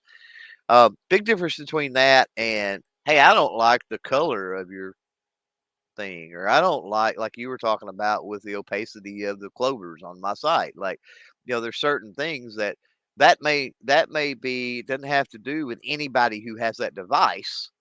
That has to do with that particular person, and maybe it's the brightness setting on their phone. Maybe it's that person, and it's just they don't see certain colors well. I mean, it could be any number of different things.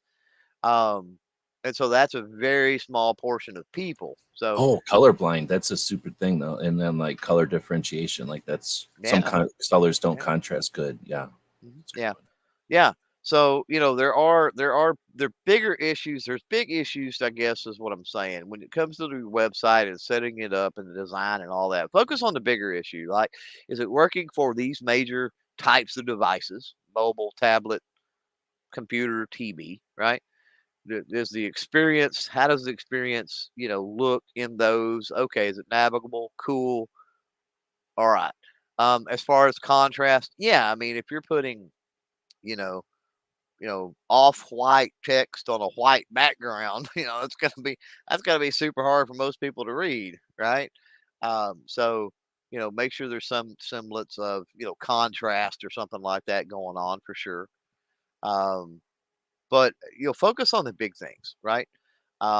If you get, like I said, if you get a comment and somebody is like, they don't like a certain color you're using, or they don't like, that's a preferential thing, and so you can drive yourself mad trying to do. And Boston's got a great one out there with different browsers. Absolutely, they do.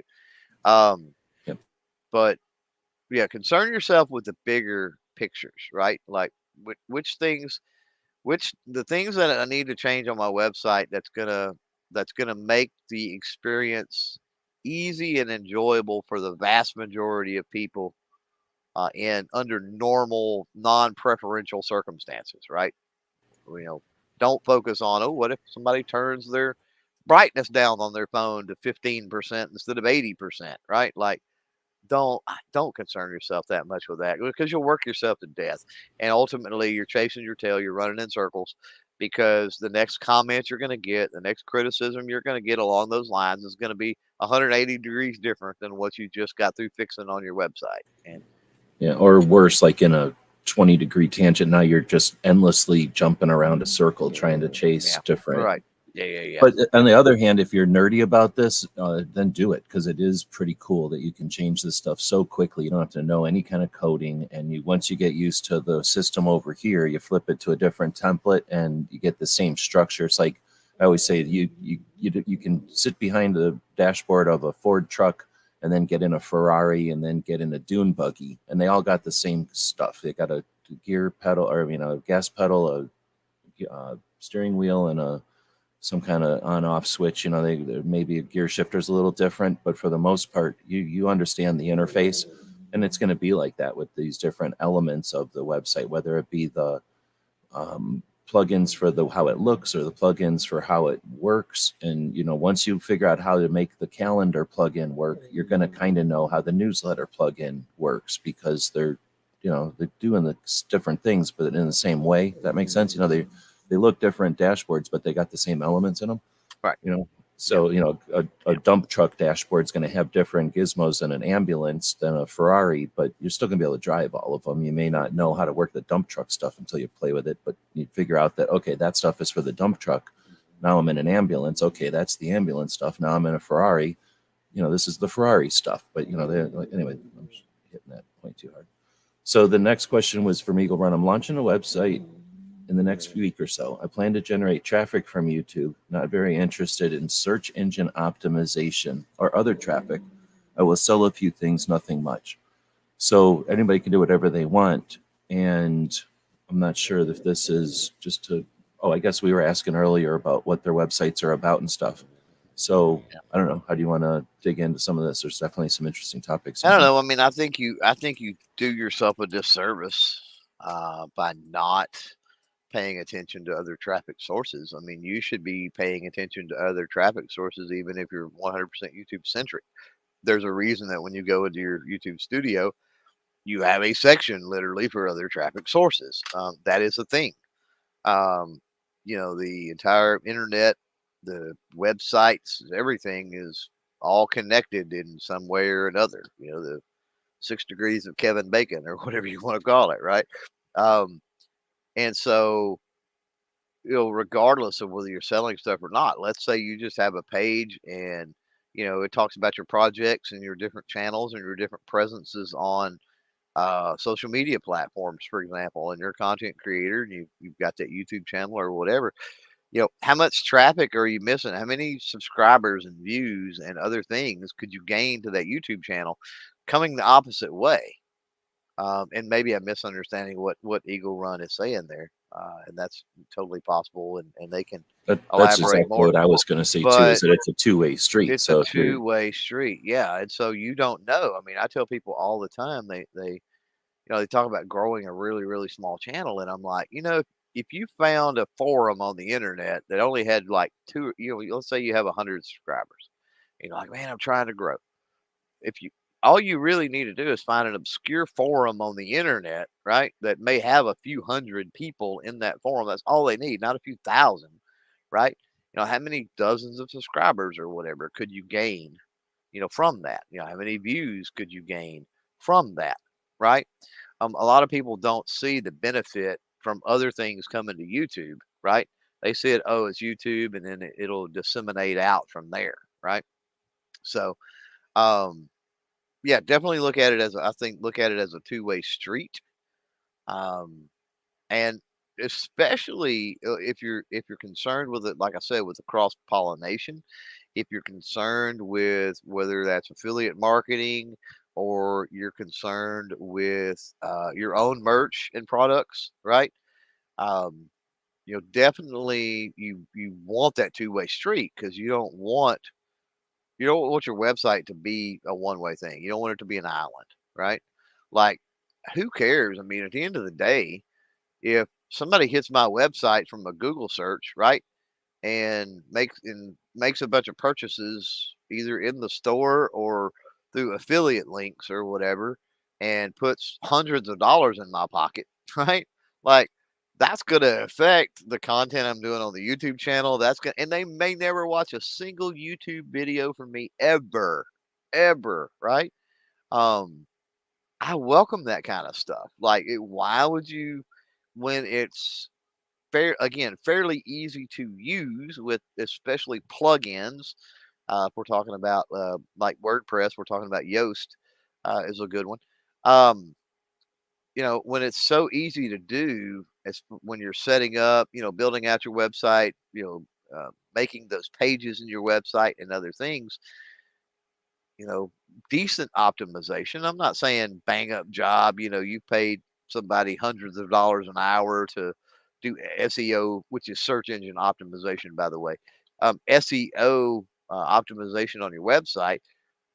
Just some of the free plugins that are out there can help you dramatically. And like, why again? why, when it's something that's fairly simply done less, it's fairly simple to do, I should say, like that. So I don't know why you would leave stuff like that on the table. Doesn't make any sense to me. But here's the way I'm going to explain. Oh, sorry, go ahead. well, I was just going to say, but I mean, we're talking about everybody has their different projects and the goals and the way they're going about things. So maybe there's something there I'm missing, but I don't understand it. I don't understand looking at it from a one-way street perspective, I should say.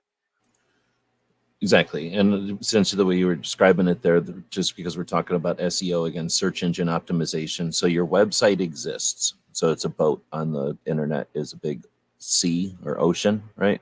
You can think of the internet as a river, I guess, but really it's more like just a big body of water. There's parts of it that have a current, but for the most part, there's a lot of it and you're just floating there. So you want to get around, you want to get found, right? So you can be a boat just sitting there and you can be using a motor, right? You can be being dragged by something bigger. You can sit in the wake of something. You can find a current and just hang out. But the boat exists, and you can put up rigging and you can put up sails if you want. And now you can capitalize on the wind also, which is always there. Sometimes the wind is going to be wailing on you. Sometimes the wind is going to be gone, but most of the time there's just a breeze. Maybe that's the way to describe it. The internet's this big body of stuff, and then there's this breeze that occasionally blows around, and sometimes it's a typhoon and other times it's gone. But that traffic, that breeze, right? Like you can either collect that or just watch it go by. So search engine optimization is essentially setting up some software that looks at your website and says, are you going with the flow? Are you enhancing your going with the flow, or are you obstructing going with the flow?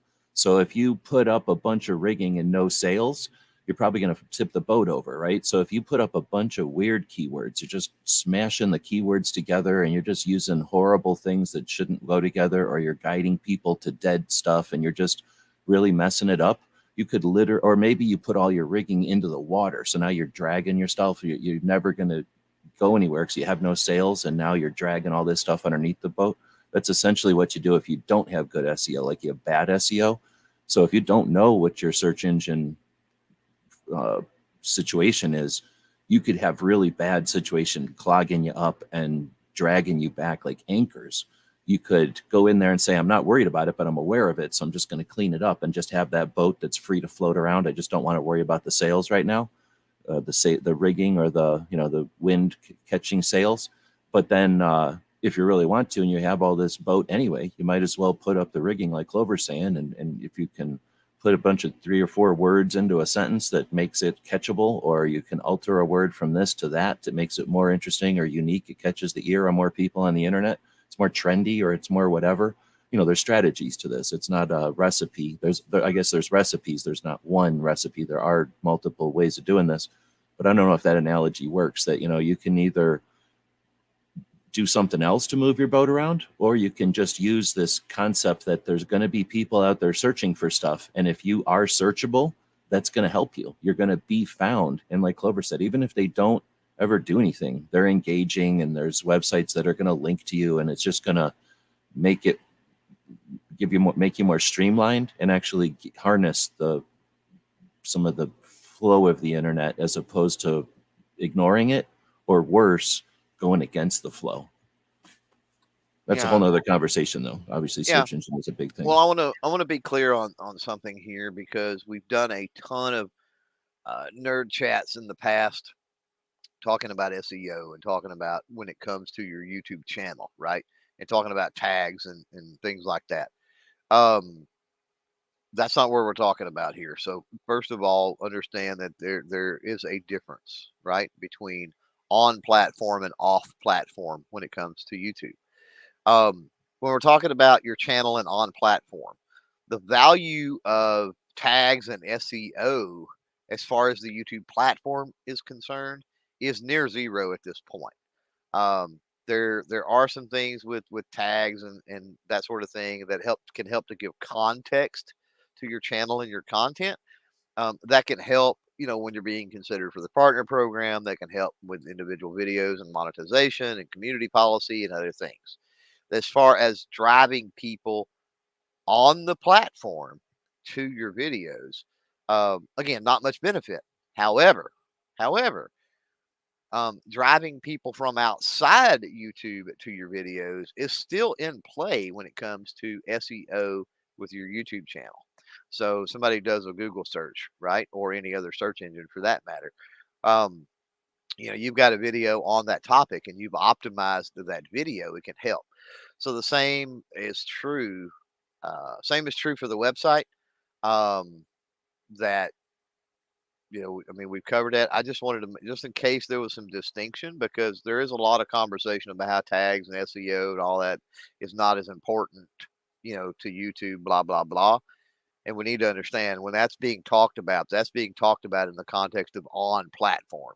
And certainly when we're talking about a website, we're talking about off platform, right? So, you know, could we get back into the thing? Why not? Why not optimize that as best you can, considering the ease? And take advantage of anything that might trickle in. It might come in a flood. You don't know till you try it and you see what happens. But why not take advantage of it either way?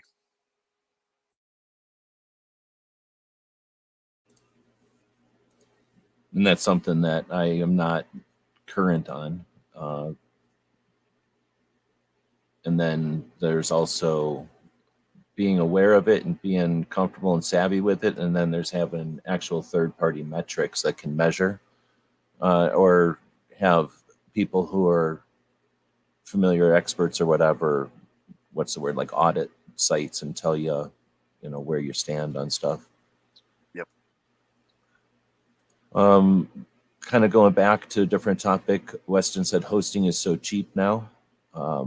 When we're talking about servers being that element, the computer that needs to be on 24/7. Mindful. Yeah. Yep. I would just say be mindful of the options. I do not disagree. I agree with Wes out there. Hosting is super, super reasonable. I was blown away, like I said, recently with the, in fact, I bought in for 3 years because it was even cheaper by doing that. But I was blown away at the nickel and dime stuff that I did not have to contend with. So again, you may see a situation where, oh, this host is $5 a month, right? This host is $3 a month, but the host that's $3 a month, in order to get backups, right? In order to get your databases, in order to get your security, in order to get those things, they charge extra, right? So I would say definitely pay attention to the extras. That's where it goes with fleshing out your website, just having an idea what you want to do with it. Backups are a thing regardless. But make sure that if that service is cheap, is it cheap because they're going to nickel and dime you on the other stuff, or is it cheap comparatively? Because they include everything else, and it's like, wow, since they include all this, it's not cheaper per month, but overall through the course of the year or whatever it might be, it's considerably cheaper because I pay one money for the entire year and I'm done. I deleted a comment, I unstarred it and then unclicked it, so it got lost into the comment stream over there. And I can see them all. I just don't remember which one it was that I had highlighted and unhighlighted accidentally. So I had something here that we were going to chat about, and I missed it. So the next one is going to Weston's next one, which is kind of what I was talking about before, the plugin being. Well, that ties in. That ties into what I've talked about too, with a more modern host and that kind of stuff. So my old host, they did not update, they did not keep track, they didn't do anything automatically. Holy crap! Well, to be fair, that wasn't a thing back when you had it all set up. This is true. No. This is true. But I cannot believe the tracking and the ability that I've got now with this new host. Yeah. It automatically will update the plugins. It'll let me know, if that plugin is expired with a certain version of whatever that's out there. I mean, I've got so much control and more importantly, information when it comes to those plugins, because often what can happen, and this is dealing with WordPress specifically, but it can happen with other things. When you're dealing with plugins, right? That's an added piece of software that you're plugging into your website, right? A third party. Almost always third party. Yeah, somebody most else often made third party that you're plugging in to get some type of functionality. So what happens is the core software. let me stop for a updates. second and go, the functionality means like a slideshow or the ability to link to a newsletter or Yeah, it maybe like provides a a function. bio Yeah, yeah, page yeah. that smiles. So sorry to interrupt. I just Yeah. want to say like No, yeah, function. it provides some type of function. Yeah. So what'll happen is your, uh, you've got WordPress, let's say version 3. I don't know what it's all, but let's just say that, right? And that's what your website is. It's up to date. The update version is 3. And you go and get this plugin, right? And some third party has nothing to do with WordPress has created this to work with WordPress. And you install it. It's working great. It's doing everything that you need it to do. Like, this is awesome, right? Then WordPress updates to version 4, and the person that has created that plugin didn't update it to take into account for the changes in WordPress. And now either that feature of your website, whatever, stops working altogether, or worse, it crashes the website, which can happen. So it's important to pay attention to all the parts and pieces that you're using for your website. Are they working together? Are they up to date? And some hosting companies make that much easier than others, I guess, is the short story I was trying to get to.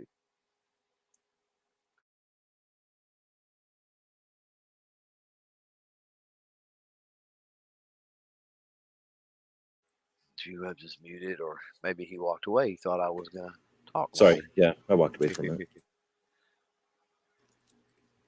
So I don't know. Sorry, I walked away. I just got back. Did you finish, or were you? Did I? No, were you I asking mean, my long story short was that if your plugins aren't compliant with the version of the software is running on other softwares running on the website, you can have issues. So it's important to make It's sure like all a that's it's like a up to train date. car. If you got a 1910 train car in the middle of your 2014 train, you got to go as slow as that train car. Maybe even doesn't even work. Maybe it's the wrong gauge Right. train Yeah, track or yeah, yeah. something. Yeah. Yeah. But my overall point was some hosts make keeping track of all that and keeping all that up to date and stuff much, much easier than others.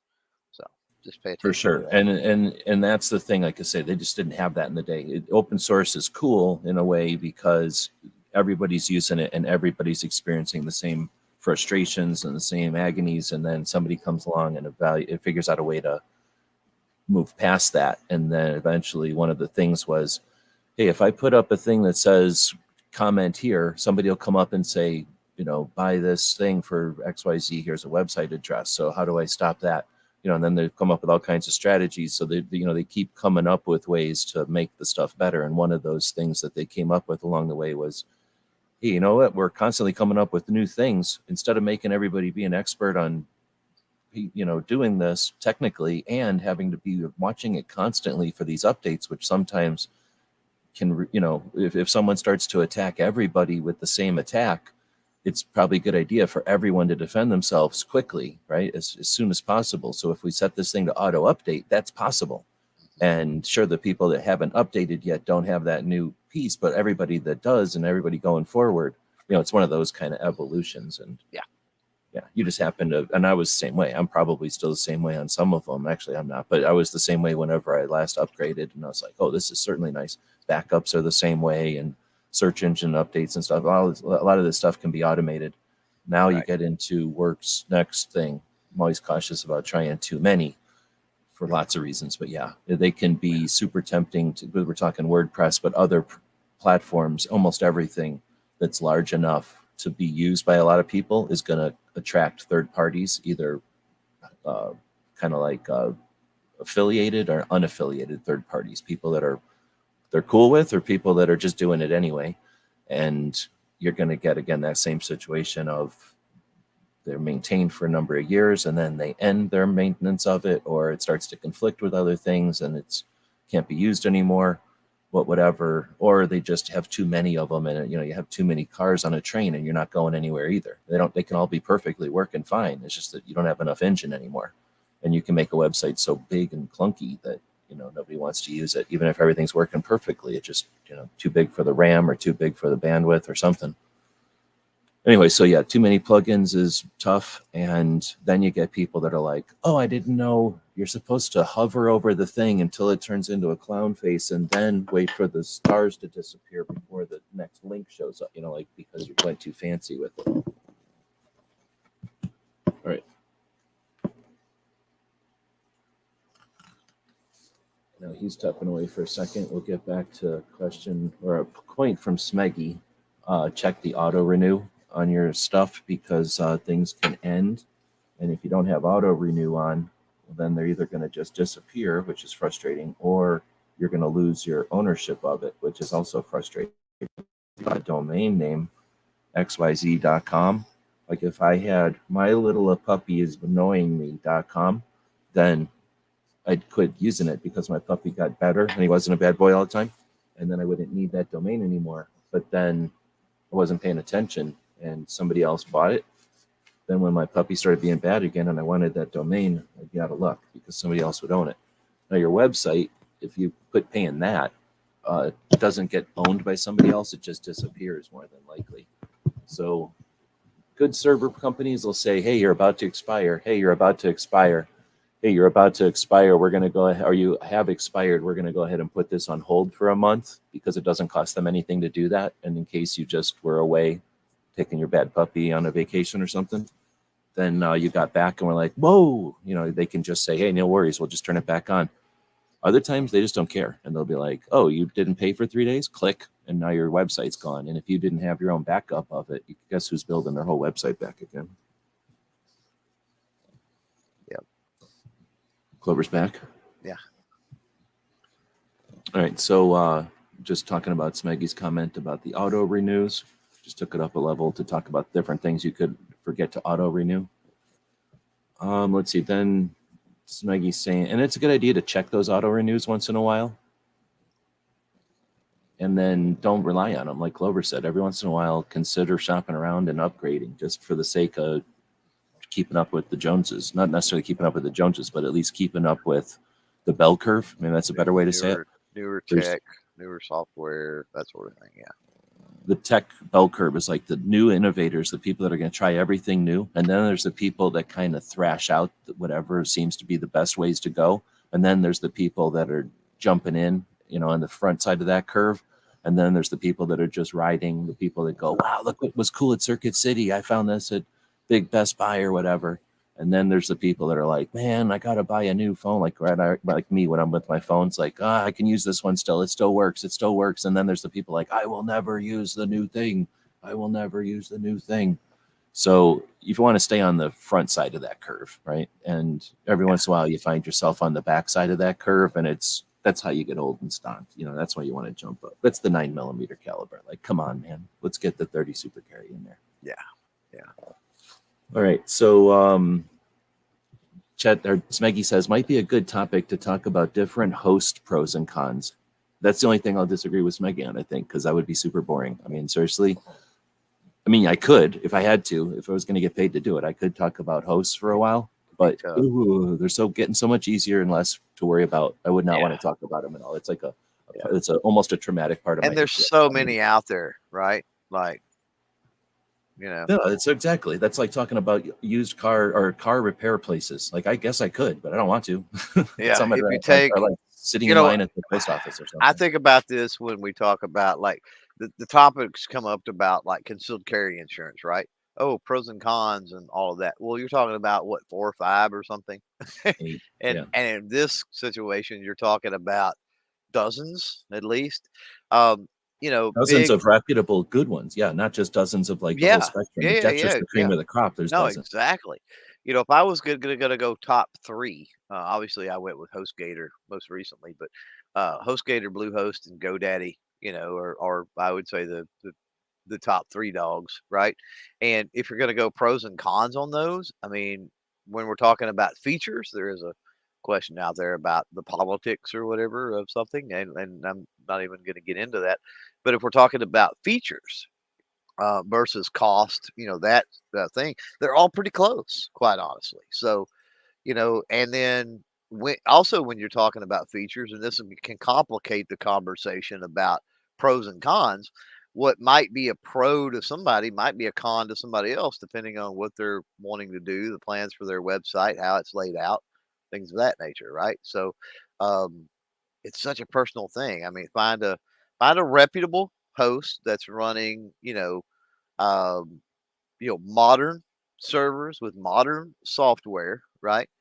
That offers the best value for, don't sacrifice. Um, Again, be really careful for the nickel and diming thing. Don't sacrifice things for that monthly cost if they're going to later on nickel and dime you when another company, you can get that for $1 more a month through another company and all that stuff. If you decide to upgrade, if you proceed needing that in the future, it's just a matter of turning a switch on within your control panel within that host and going. Then there you go, right? So a bunch of people are saying GoDaddy, and then yeah, there's been some political stuff about GoDaddy, but I know people at GoDaddy that own guns, and we talk about guns and stuff. So I've heard good things about the HostGator.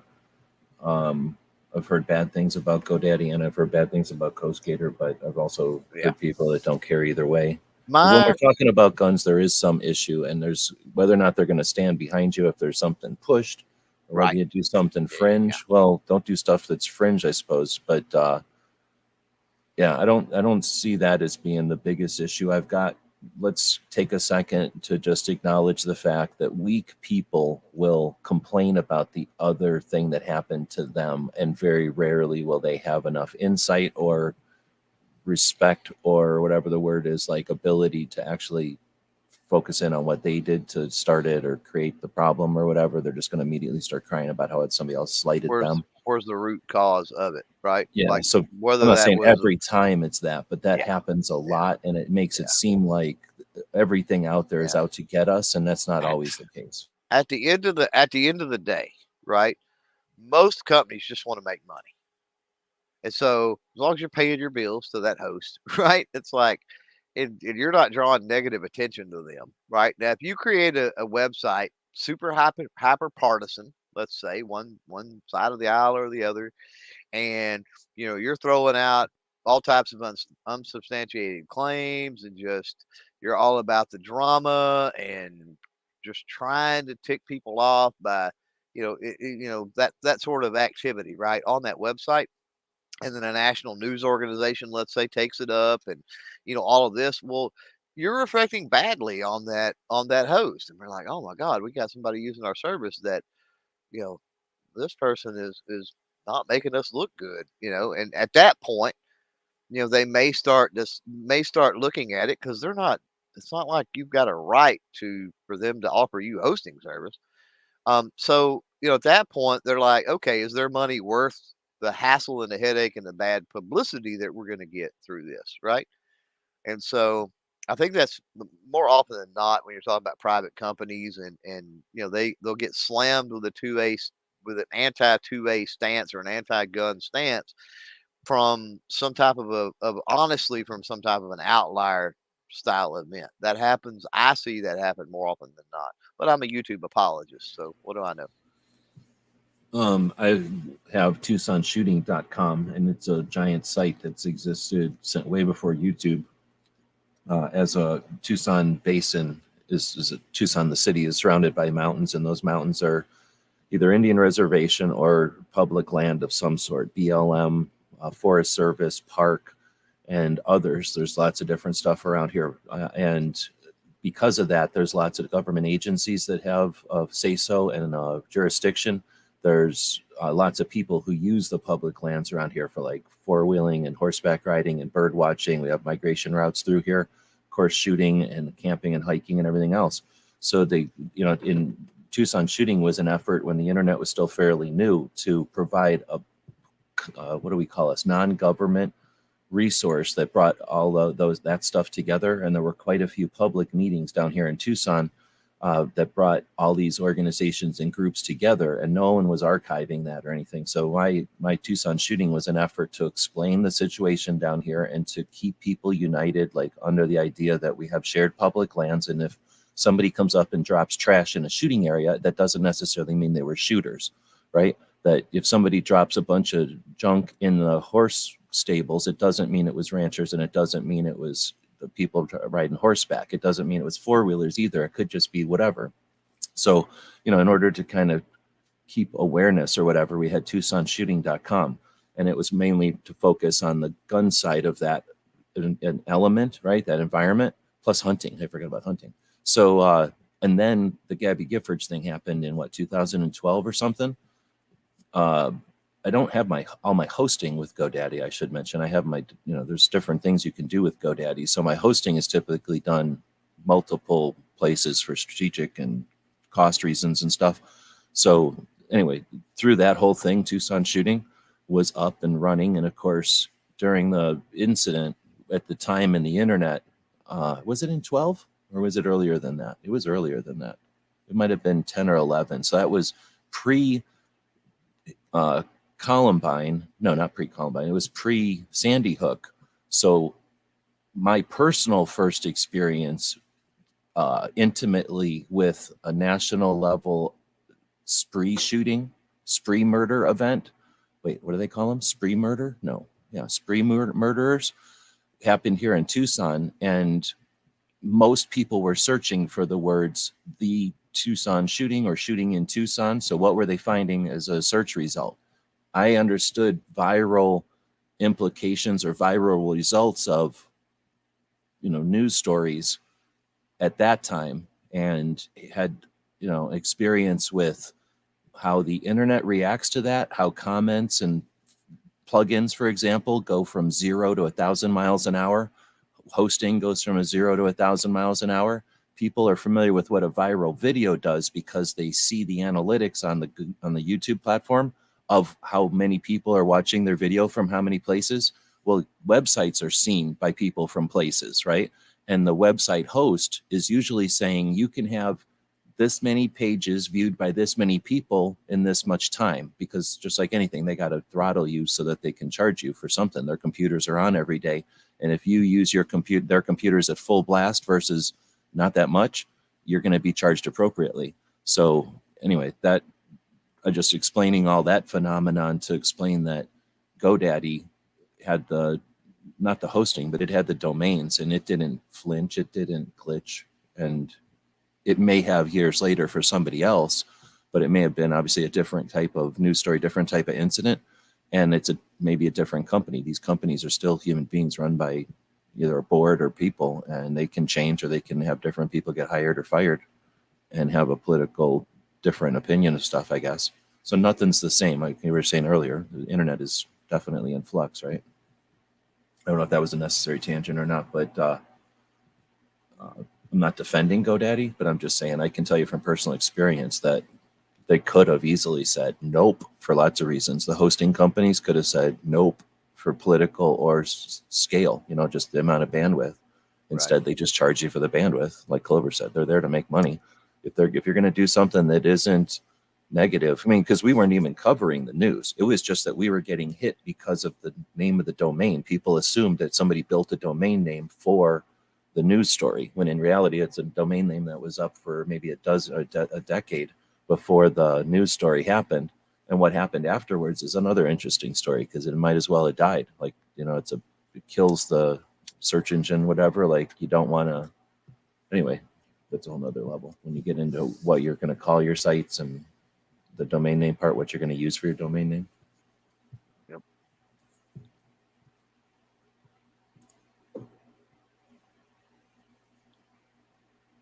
Okay, so Clover's saying, I don't know if you want to address that part or not, what you just mentioned there. Oh no, I was just Wes said he used HostGator a lot. I mean, hashtag not sponsored, but yeah, I talked to them a year ago. Probably should have switched then, and it was a matter of money. To be honest with you, at the time, yeah, I mean, a couple $100 or whatever, but it's still that was a couple $100 to try to switch over, and I didn't, but I had a great conversation with them. Called them up, explained the service I was on and what packages they had, and they spent, I don't know, a half hour, 45 minutes on the phone with me, which they didn't really have to do because it's not like I was there to buy anything right then necessarily.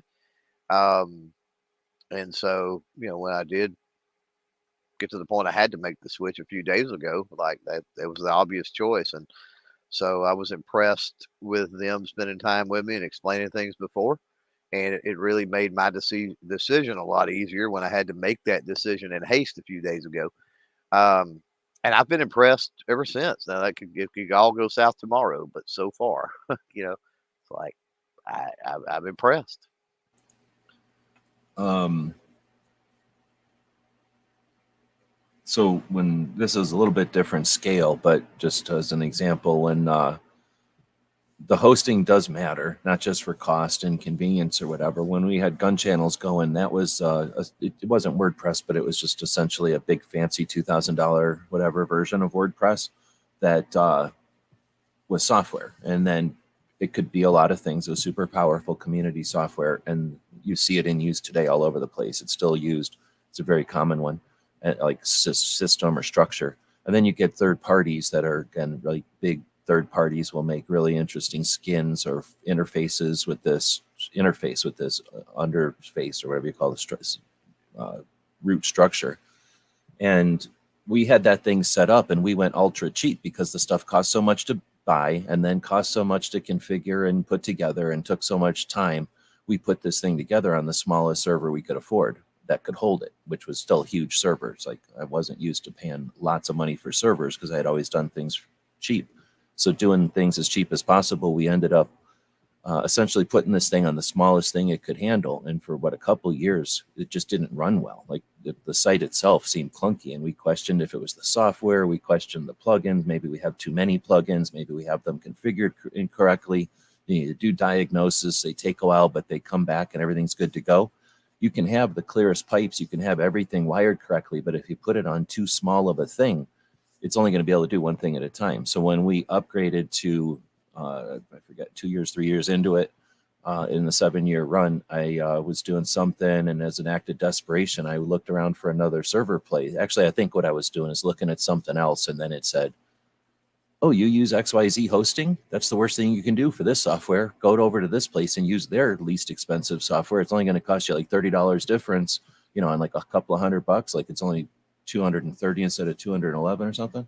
And it's going to be a massive difference. And that's what we did. And boom, it ran like a champ. So depending on if it's a plugin or if it's a cost thing or if it's a performance thing, sometimes if the site is running clunky or you're getting charged too much or something, consider either consulting with somebody or talking to your hosting people. Because sometimes just either moving it up a notch, 6 gigabytes a month instead of 2 gigabytes or something, boom, now maybe that plugin that was having trouble can run, like that elaborate calendar or something that needed extra performance, just needed some actual more RAM or something.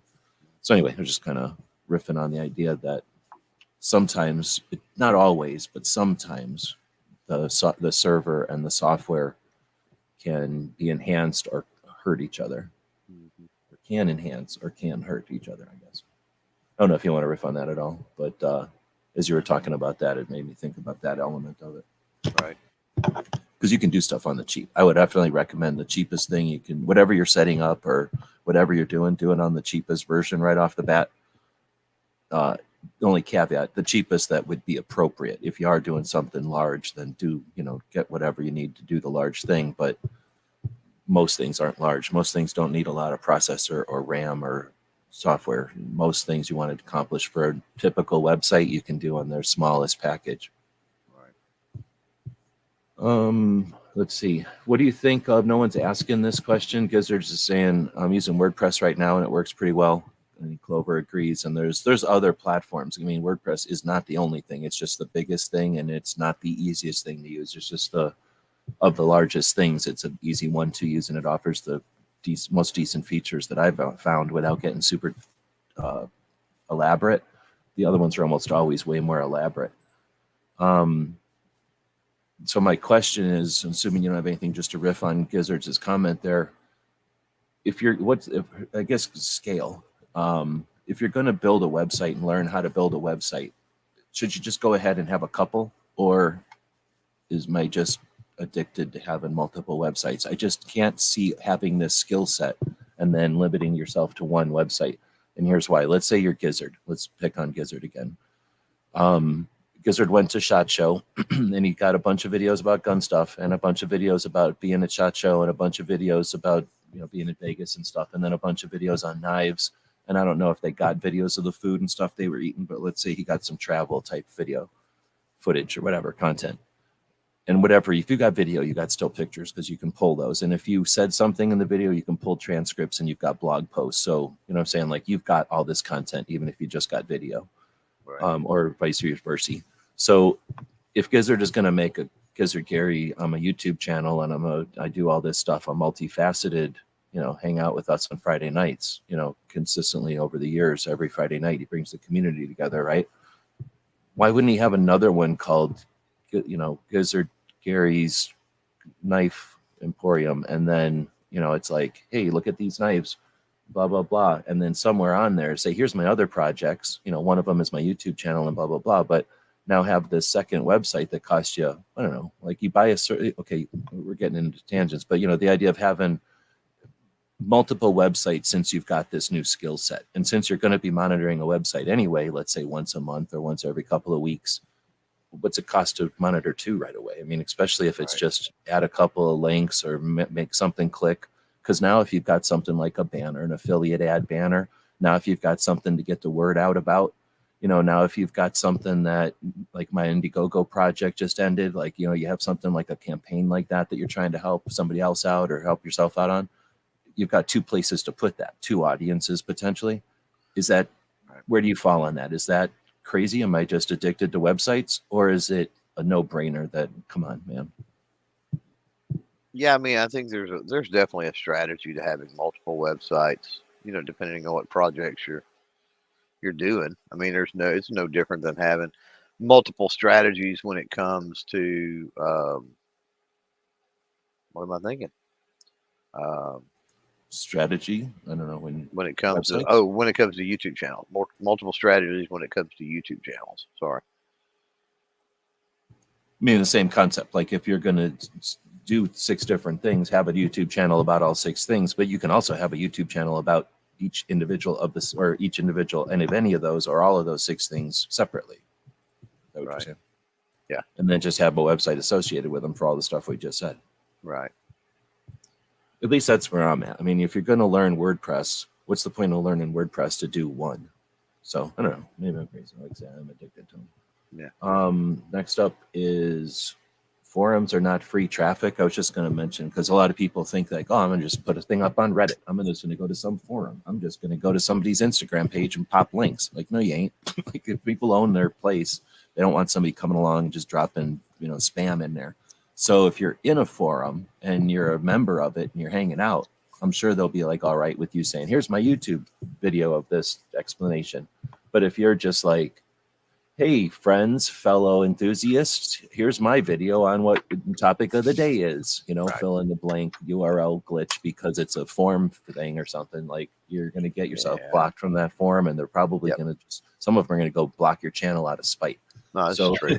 Yeah. You know, because some of them are pretty loyal to not getting So, spammed. So I'm just going to throw that out there. Yeah, no, that was my bad. I should have elaborated. And I mean, it's not like I'm not on the record talking about this, but, you know, yeah, I mean, if you're going to promote your channel through forums and through the community, right? It's very important that you're an active part of that community, right? So, you know, if you find that forum, don't immediately post links, and certainly don't post unrelated links regardless. But, you know, become a part of that community, meaning go in and comment, you know, add your 2 cents, answer some questions, that sort of stuff.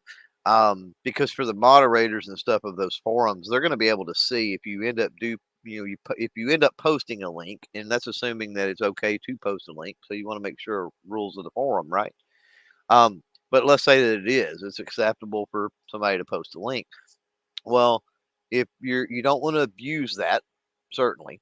And a couple of ways is by how frequently you post the link, and then how the link is relevant to the conversation.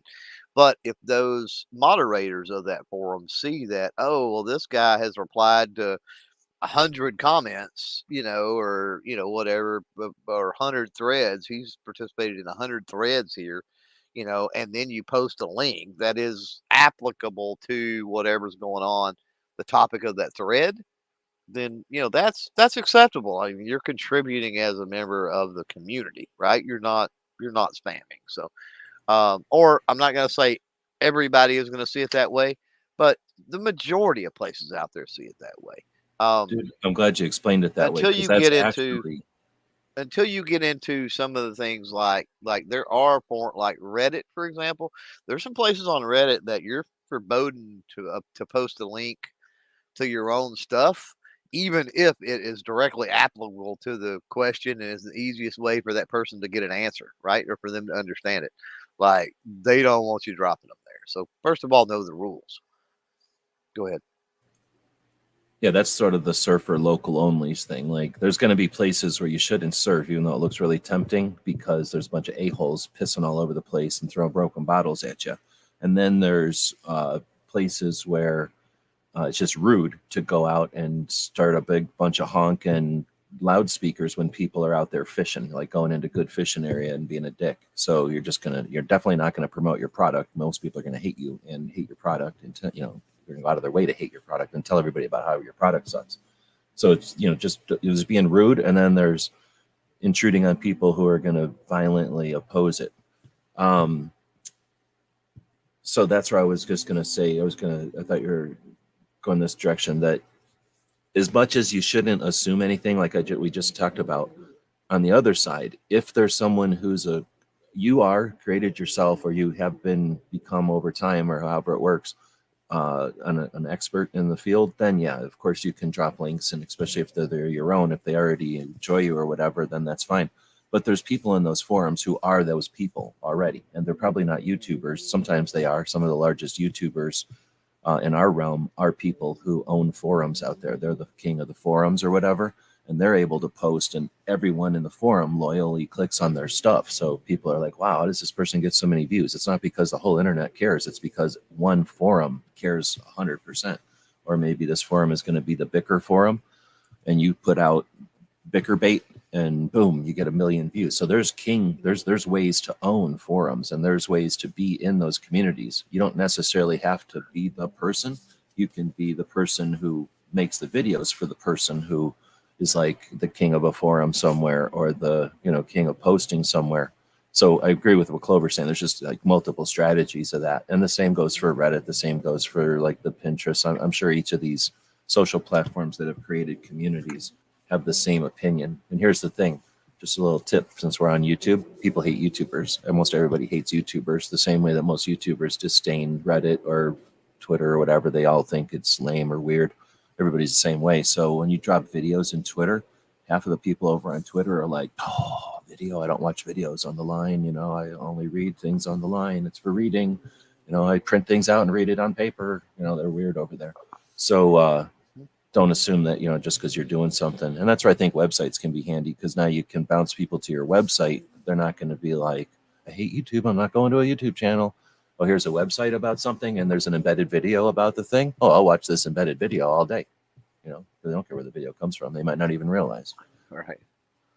And that's something else that a website gives you, is your YouTube video has a description that's lame, has no formatting, and has monetization and community standards applies to it, or a monetization standard and community standards applied to it. And any platform is going to have something similar, and it's their right to do so. It's their property that we're using. But your website is your property, and you can have an embedded video on there, and you can have, in addition to the description, copied and pasted over there, a number of things. And again, there is some awareness there. You can't just anything goes.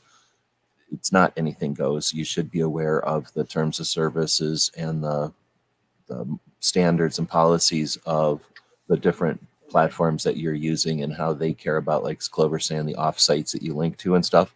But within that general guidelines of don't be weird and do illegal crap out there, then what you do on your website is your creative business, and it's your well, I guess technical business. Like, you can link to what you want, you can have it designed the way you want, and you can change it anytime you want. Something else I wanted to bring in before we get rid of this forum thing is whatever we're talking about here. The neat things about websites is you can change anytime you want. You can literally be changing it every day. We talked about things that can update. There's ways you can have feeds brought into your website. So go somewhere and find a feed or create a feed. Maybe we could talk about that one day.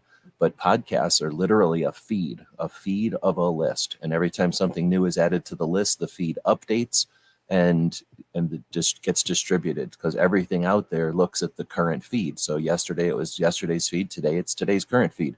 So your website's going to be changed or updated based on a feed. And that feed could be a calendar. It could be a list of podcasts. It could be a news blog, right? It could be a bunch of different things. It could be every time somebody searches for, I don't know, AK-47s on the news and it shows up on your website. So now you set up a website with a feed display. I said, I don't know what to call them.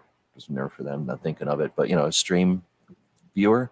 And now you're seeing some RSS feed or some other kind of feed where you're not even updating it, but every time somebody comes to the website, it's different. So now it's a dynamic seeming page with your ads statically over on the side.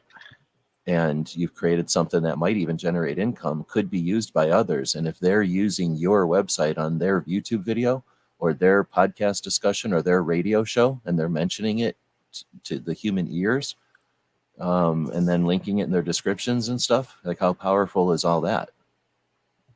And then Right. actually one of the largest gun news feeds is nothing more than that, just a script, a tiny little script probably that throws a feed or two into a list and then tells it to update all the time, and then some ads over on the side. Mhm.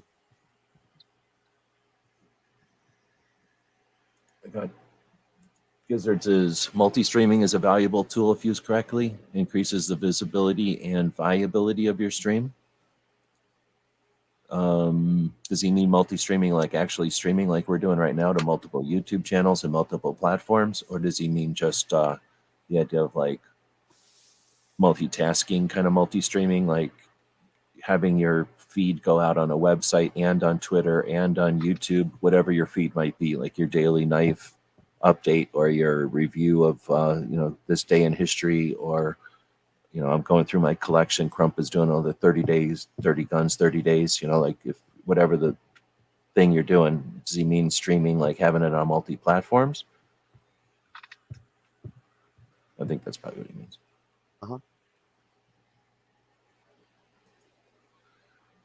What do you think about having the same thing duplicated on all three streams, let's say Twitter, locals.com, and YouTube, or having your locals be your live conversation, your YouTube be your archived video presentations, and your Twitter be your chatter and your commentary, and keeping them separate? Is there an advantage or disadvantage to either? This is kind of like not really websites, but I guess because websites play into this, Yeah. is the website just a duplication? Is it a carbon copy of everything else you're doing? Or is it a separate element of your stuff so that your horns are separate from your trumpets or separate from your vocals? Is that the way to say Right. it? Yeah. I don't know if that was a question or not. I guess that is the question. Is it better to put a carbon copy on every place? Or is it, I guess maybe it's like, do you have the same thing everywhere, or do you what's that word? Like, do you compartmentalize different elements of your projects to the different areas or realms? As far as the website goes, The website would be used as a bounce, like a Sputnik. So are you using as far as the website focus on this would be, is your website just bouncing? Here's what I did on YouTube. Here's it here, amplifying. Here's what I did on Twitter. Or is the website your archive, the Twitter your commentary, and the Pinterest your picture photo thing? So is it, do you keep it as an element, or do you keep it as a carbon copy of everything, like a redirect? Or both? I guess it's not an either or. I think it's probably more directional for me, at least at this point. I would like to eventually build out things a little better where, especially in the blog section where, you know, you hit the blog and then there's a certain topic, and then within that topic, here's videos, here's Instagram posts, here's Twitter feeds, here's whatever, right? Gear report articles, here's whatever on that subject or that product or whatever it might be. So where it's more of a culmination in some aspects. Um, but I think for everybody it starts out at least in some it morphs and some it doesn't. But I think for everybody it starts out as directional, right? Like hit the website, here's all these different things, these projects, and it's just a catch all, a hub, so to speak, that type of thing. Now, for me, I don't like to be terribly overwhelming on like a landing page or a home page. But at the same time, it aggravates me the people that don't have anything on there. So I like some type of components on a home page, with then menu options to take you to various places if somebody wants. Like I've seen people that they literally they'll have a video playing or an image or whatever for their homepage, and their menu you have to then click their menu, and it might have some information about their company or their project, and then you actually click a menu and you navigate from there. There's zero navigation from the landing page right itself, and it's like that's just a personal thing. We're all going to set our websites up a little different according to our own preferences and stuff like that. But I use my website a lot, right? And so that's another aspect that we haven't really gotten into, and we're 2.5 hours in. But like we talk about the website as a presence for visitors, for people out there to find you, to find out more about you, to see more about your projects, for you to promote, for you to advertise, that sort of thing. What do you use your website for, right? For me, because I've got all these different projects, I'm constantly hitting my website to jump between my Twitter and my Instagram and my LinkedIn and my Facebook and my YouTube and my whatever, because it's an easy spot for me to have access to all of those without keeping multiple tabs open all the time if I need to check something out. Same way with the friends section on my site where I have, other channels listed or maybe 2A projects or industry or whatever, rather than typing stuff in. If that website's up, it's quicker for me to go click click than it is to click up in the taskbar and type something in and hit enter and all that kind of stuff. So as far as overall navigation and stuff for me, um, I use my website for those purposes as well, and I always have. I use my website for those types of purposes as well, just to make things easier for me. And if you scroll to the bottom, is what I'm talking about. Like I've got multiple things at the bottom, at the very bottom in the footer, that make it super easy to get to where I need to go. And they're also there for other people if they're curious or whatever. But it's All not right, like so in your face. I don't disagree with what you're saying there, but here's an option. What I do is I will go to the YouTube the same way. And in your YouTube header, you can put your Instagram and your Twitter and your whatever else you want to put in there, your own website actually. So I usually have my own website, then Patreon, then Instagrams, and then now Twitter, I guess, in that order. It's once order I use stuff in. But then my reasoning is go to YouTube, click on that link. And one, if YouTube tracks that, they're tracking it and seeing that there's engagement on my channel's links right there for whatever that's worth. I don't think it's a bad thing. I don't know if it helps, but I just don't know. At least they're tracking it. They see that there's activity. But then on the other side, when somebody sees me come in, are they seeing me come in from my website or are they seeing me come in from my YouTube? And that doesn't matter other than if you just got to remember where you're doing it from, right? And which is more, I don't want to say one's more beneficial. It's just like which one you're going to ignore in your own stats. Like if you're using your website to come over to your Instagrams and you go to your Instagram and they say, you're getting 32 hits from your website every month. And you're like, right on, my website's kicking ass, but you're the one using all those clicks. You know what I mean? That's you just got to remember to take your numbers out of there. And since you don't know that they're counting you, or if they're counting you as one instance on an IP, or if they're counting you one instance on a cookie, or if they're counting you one instance on some other factor that we don't know about, or if they're counting you as 35 instances. You know what I mean? So that's where I don't want to get too far into the stuff in 2.5 hours in, but there's, I don't know, another tangent, I guess, 2.5 hours in. You're welcome. Yeah. Okay, so then because you just say yep to, well, hold on, what do I even have up on screen? I guess I don't have anything on the screen. Puppy's getting weird, so keeping a puppy from going nuts. We're definitely 2.5 hours in. I've got my puppy alarm going, so we can't really go over 2 hours anymore. Right. Trying to build my Twitch to be more live stuff and YouTube to be more focused on chats, but I don't have any interaction over there yet. That'd be interesting. Twitch is really for video games, so there's potential to just run a video game and then not do anything and talk to people if you really wanted to just talk to people over there. But in other words, know your audience. And if you put up a Twitch that's like nothing, hey, come on over and chat about nothing. But if you put up a Twitch that's like, hey, I'm playing World of whatever game, and then you just don't play and you just sit around talking about nothing. You know what I'm saying? I don't know if it's bait and switch. It's just like, oh yeah, I don't know how to play this game, but let's talk about whatever. Right. Like, you know what I'm saying? There's that potential.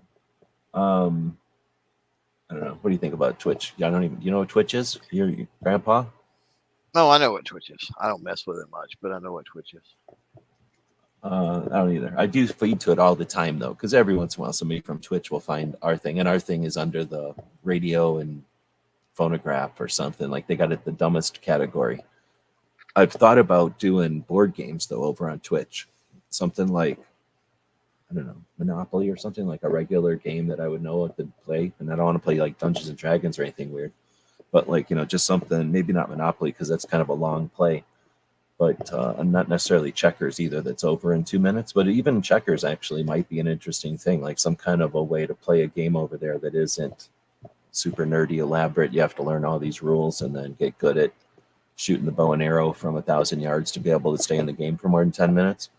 But I don't know if they have that kind of stuff. But, you know, doing some kind of a casual table game or equivalent over there might be a place to have conversations if people are going there for the social part and not just for the gameplay. I guess I'm watching the bottom of Clover's thing. He's got other stuff going on though, and the way you're talking about having the website organized and stuff, some of these elements, what are some of the plugin elements? I think you mentioned this part here is probably a plugin where it takes and has like a quote. I didn't do nothing. I'm just sitting here minding my business, and this thing will eventually slide over to another one. Yep. And that's a plugin. That's a there. It happened. I didn't do anything. The thing went from somebody else's quote to Jake's quote, and that's a plugin. That's a extra feature that not everybody wants. So it's kind of a toggle it on, toggle it off type of thing. Right. And the way he's incorporated it there on his page. Now he could have put it up here, and maybe it would be the 5 calendar events for February or something, right? And it would toggle through to let people know, or maybe the 5 weather events if it was a hunting and long distance thing, or 5 ads or something, right? Good. Anyway, so I don't know what else you might want to talk about since we got your page up on the screen here. Yeah, I mean, as far as plugins go, I mean, it kind of depends on, you know, depends on what you're doing. I mean, obviously, whether you click on under shop under the swag store or in the sidebar on swag store, when you go to that, that's all WooCommerce, the WooCommerce plugin. So if you're going to sell things from your site, it's a pretty good plugin to have, I guess. The testimonials is its own thing. It's not just a carousel that swaps items. What you would be talking about, that particular plugin with the quotes, is a testimonials only plugin. So if you're looking to carousel like that, that's kind of what that's called. There are, I don't have one, but there are carousels or sliders. A lot of times they'll call them sliders. There are plugins for those, and you can do exactly what you're talking about with that. Yeah. A lot of the plugins I have are behind the scenes stuff. You know what I mean? Like, and I'm not done by any stretch of the imagination. I was just trying to get things back and about halfway functional. But there are some behind the scenes plugins like for example, you'll see, or you should see at the top of the screen, a lock, and that is my security certificate. Not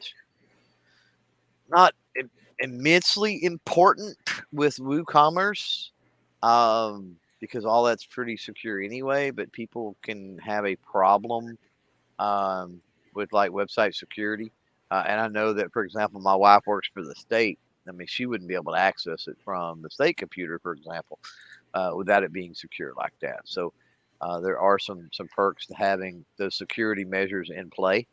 Um, SEO, most of your WordPress installations are going to come with the Yoast SEO. If not, that's definitely one.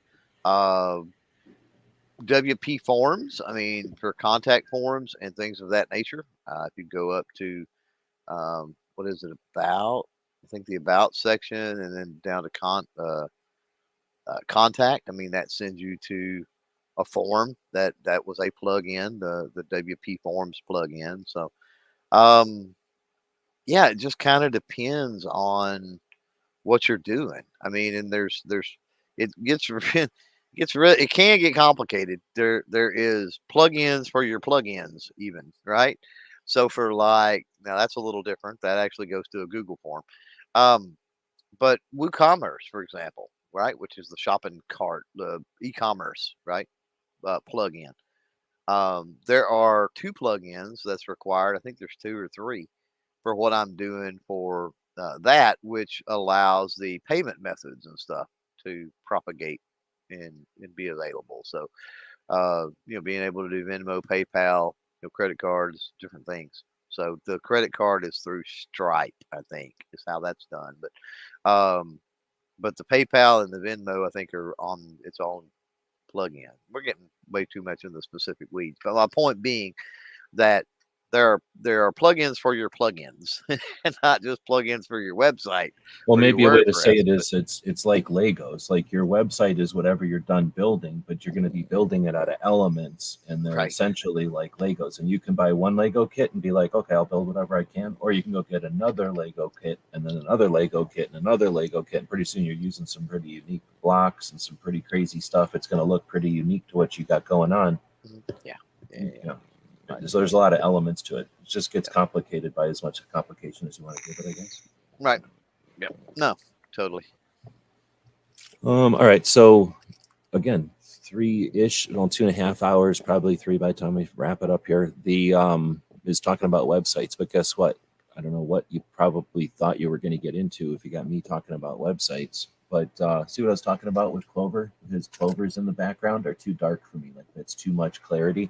I would opaque them or take them to like 30% transparency so that they're essentially like light gray on gray, like light green on gray. And that would pop all these actual 100% images up to the surface. Right now, I'm having to differentiate. That's what my suggestion was to him earlier. Yeah, I worry about the text color if I was to do that. No, yeah, 100%. You'd have to switch the text color to either a background or black or something, and that's a whole different thing. So see what we just did there is go back and forth, and then turns into like, oh, well, then that turns into this, and that pokes into that, right? So yeah, definitely an issue. Or he could put a stripe, or something, or background colors or whatever. Or he could turn the text into an image. And what's the problem with turning the text into an image that just hovers there the same way that your banners do? Right. No, I'm asking, what would you recommend somebody who wants the like how you did it in your banner? Ease of changing that text if you want to modify that particular section of the website would be about it.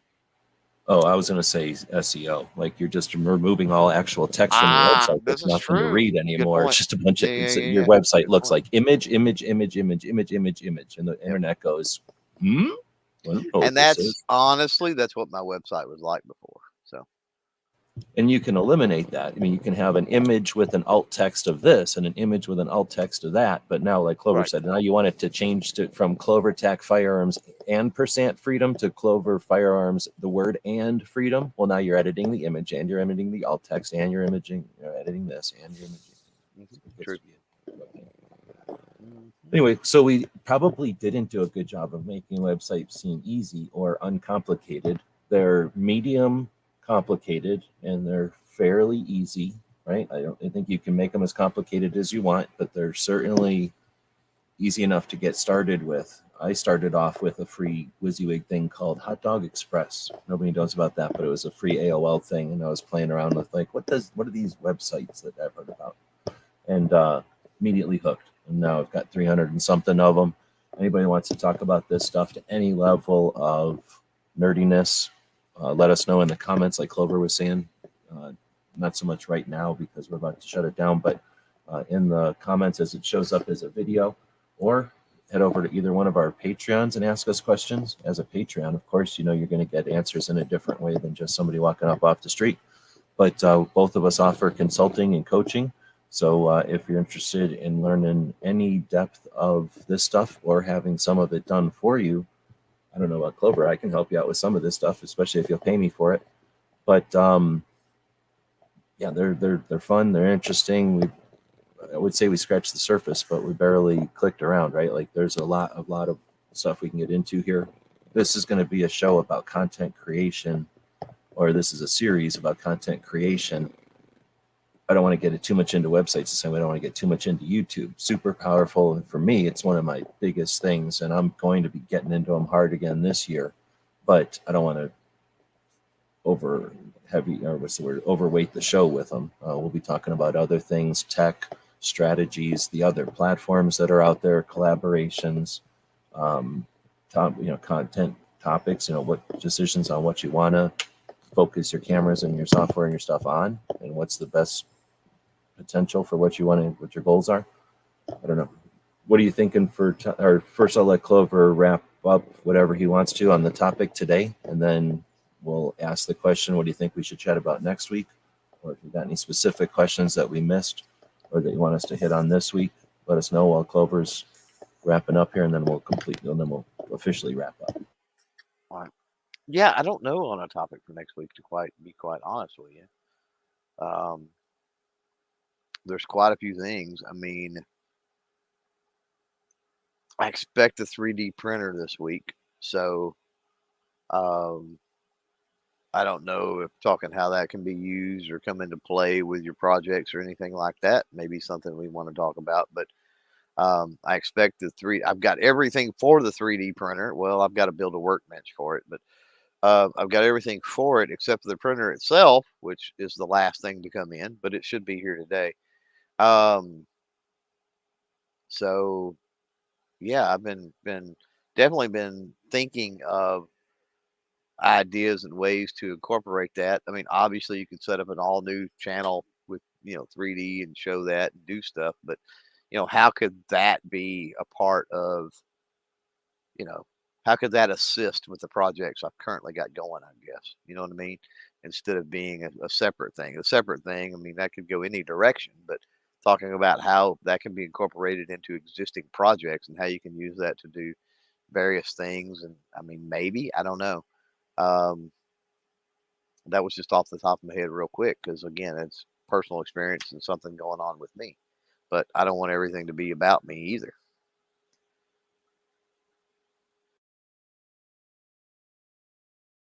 If I can find the mute. I know a little puppy who wants everything to be about him, but we're not going to let that co-host be the one who gets everything about him either. He's definitely freaking out now.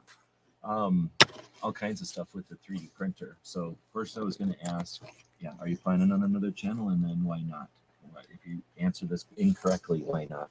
But so is there already a new channel, or are you building a new channel? There is not yet. There will be. I don't know. I don't know how much intent will necessarily be behind it, but yeah, there will be. Well, something. First off, that we can have now more of a community of gun related 3D people that aren't extreme try to push shit, just regular people doing 3D stuff.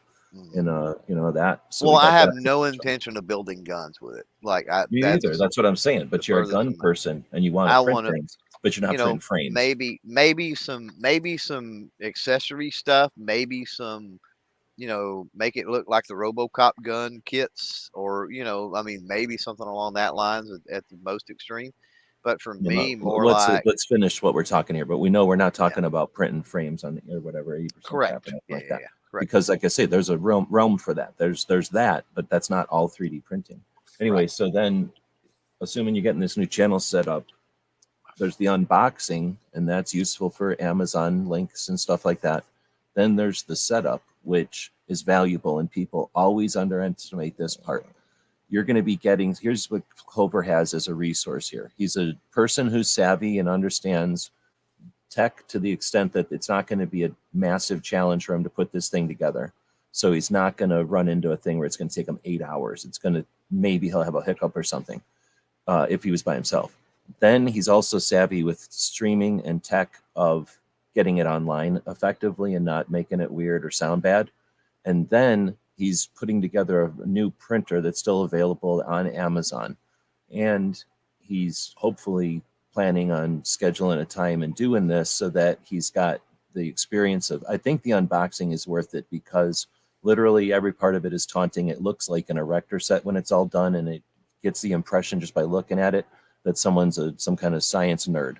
So the unboxing is almost always separate from the assembly because people are filming it as produced videos because it's more comfortable for them, because that's what's more comfortable for them and they know they're going to make more money in the long run.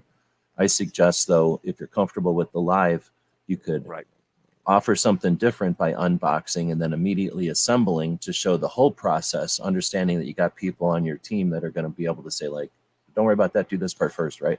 And then kind of show the process. Because really what it is, you got a 3. The 3 is putting the parts together, the top part, the bottom part, and some uprights where I mean, even that sounds more complicated than what it really is. It's almost like taking a card table and setting it up. Like it's except that you have to screw the legs on the card table. As otherwise, like it's essentially just opening up a pop-up tent. So it's not very difficult. So then and that might take you an hour or maybe an hour and a half or 2 hours if you've chatted with people during the whole thing. So then that setup and that unboxing are a potential that I think is worth paying attention to, because you can try to go back and fake that, but you have the resource of being a tech savvy person who's able to comfortably stream it and experience it completely raw. I can't do that anymore. I anticipate because I've already put 2 of them together, right? You didn't, I don't think, go out and watch a million videos and have I this haven't thing watched just anything. memorized. Yeah, I haven't watched the thing. So I've I talked think to a you've got buddy, that but potential. that's it. Yeah. Now, the other thing is I'm going to mention is what are you going to do with it as a person who's a YouTube people? And we're getting back to websites now. So Clover has a logo on his channel right now, or on his page right now. That's the, I don't know, kind of Mark II looking gun that is. Probably some kind of Marlin Buckmark, I guess. Yeah, Browning Buckmark 22 gun, old flood gun. And then he's got a Clover behind it, and then there's a Clover on it. So with 2 different colors or with one color and you paint it, you could incorporate the circle behind it or not. I was trying to do this the other day quick. But anyway, you got the design of your own logo and then variations of your logo and just playing with your logo in 3 dimensions. So that's learning the 3-dimensional software and then applying that to whatever other things you might apply 3-dimensional software. Or once you've got that skill set, you now can add 3-dimensional software creation or item creation. And then you've got the slicing and the printing, which are skill sets. And you can either get, more than likely with an Ender 3, the one you got, that'll be fairly cookie cutter. Like unless you fiddle with it, you're going to figure out your settings, and you're in Texas, you're not in a place that has massive temperature fluctuations. You're going to figure out your settings and it's essentially going to work for you as an appliance. So now you can either fiddle with it and make it a whole big channel where you fiddle with the thing and add gizmos to it, or just use it to prototype. So what are you going to do with it for your channel? Once you've got it figured out how to, let's say, design your logo and maybe the bear or maybe some other element like the shotgun or some target or something that you're going to shoot at out on the Monday night things. Well, now you start to develop something that you're going to do with tandem cross, or you figure out something you're going to do with throom targets or something, or you figure out whoever the people are you're working with or want to work with, and you're prototyping. And now instead of just saying, hey, what if you did a bunch of stuff, you can say, hey, I've made this thing, what if you produce it? So you've got some real power there. Now again, you're doing the shoots and you're doing the what do you call your Patreon, sitting around by the chair or whatever, call it, some kind of chair lawn chair by pop. your freedom. Oh, lawn chair pop. launcher pop thing. What if when we do the Gundies, not the Gundies, what are we going to do? We're going to do the 2A Excellence Awards or something with Tony, except we came up with it right when the Gundies was about to start. So we're not trying to emulate that. We're trying to be an actual Second Amendment awareness thing. Well, we're going to have to come up with some kind of thing. Well, we can come up with that thing in 3D. We can prototype it on our printers, and then we can send it to somebody like Daniel to have it made in metal or something cool, right? So that's the kind of stuff you have the ability to do with a 3D printer. Sometimes it's something as simple as, dang, I can't get this pipe to fit around that gizmo to hold this camera. Give me a second. Okay, I need it to be 3 inches on the outside and 2.4 on the inside, and a fill of 80% so that it's strong, but it prints in 15 minutes. And now you've got this pre-made washer thing that makes you work this, light arm with that speaker mount. Yep. And you can do little gizmos like that. Now you've made that file. Hopefully you've made that live on your 3D print channel. I needed this mount to work on this gizmo, this thing from the dollar store and this thing that everybody has for their GoPro. Well, I've just created the interface out of plastic on my 3D printer, and I've modified it 3 or 4 times. So here's the final result. Well, now that digital file, you could sell that for $5, $2, $10, depending on how complicated or useful it is. You can do that through WordPress and WooCommerce plugin. Yep, but yeah, exactly. Or put it on one of the platforms out there to gain more reach for your projects, because now you have a presence out on, 3dprintfileforum.com Right. or something. So yeah, you can sell the files, or you give the print file to one of the people. Buy the print file and they send it to some service and have it printed in neoprene or molded in gold or something. So Right. You can create stuff and then have that be part of your channel, but then you can get income from. So there's lots of places to use the 3D in specifically what you're doing, either in the podcast studio setup or the firearms themselves, and then never even touch a frame or any of the weird stuff. Yep. But just reloading boxes and stuff. We have oh man, I can't think of the name now, but we've got a person over in the reloading chats all the time. Man, I can't think of the channel name. Oh, one of my first thing is like for precision rimfire shoots, is making some ammo blocks for those. I've got some. Holes in a way that's useful. Yeah. Well, they're in a certain arrangement though. So I've like a got pattern some that's useful. Yeah. I've got some that I made out of wood years ago for all the kids that went to one of the big competitions, and I made one, and I wood burned their name in it, wood burned the design and everything on the wood, and of course drilled the holes. But it'd be really cool to 3D print a more elaborate version of that. Could be kind of neat. For sure. And then you can put the things at different angles or whatever that would just be either super pain in the ass to drill, or just maybe even not possible to drill because you don't have a drill press that can hold it like this or something. Like, never know what you start to think outside of whatever boxes you had when you've got a tool that doesn't have the same constraints. And then, of course, I think there's something to be said for, we talked about keeping up on the learning curve, keeping up on the tech. There's something to be said for learning 3D. I mean, obviously I've done it, so I'm looking backwards and saying, yeah, come this way. But learning the 3D stuff, the software for the 3D printer, set me up for learning the 3D software, which I'm now applying to visuals and animations. And, it's essentially, once you've built a file in Photoshop, you can still use it in your videos, right? You can still use that in a Instagram post. Once you've created something, it's still useful. So it's the same applies to 3D. If you can 3D something, you can take that 3D file and put it in something to print it, but you can also put it into a 3D animation thing and animate it. And, so there's some ways that you can just become more, I don't know, like you got that caramel apple that explodes or whatever at the beginning of some of your videos, I think. Like you'd be able to do that, except it'd be the clover melting around, or it would be cool if the clover wrapped around and pulled the trigger on that gun right in the safe direction. You can make your own animation, that kind of stuff, or at least gets you in that direction, and it keeps you nimble so that you're not thinking of stuff as like, oh, I don't know how that happens, or I don't know how you make that, element of video. Or at this point, animation can be on websites. Getting back to websites, you can have things that animate, unlock a lock or open a door or something, and that kind of stuff used to be gifts and things, and now there's faster and interesting things there. And again, you can be either aware of how the software works and come up with more clever stuff, or just literally build it yourself, depending on how much time you want to spend on it. Right. Anyway, have you spent any time on 3D software at all, or were you Nope. just planning on putting the software or the printer together and just buying files or using other people's files and stuff?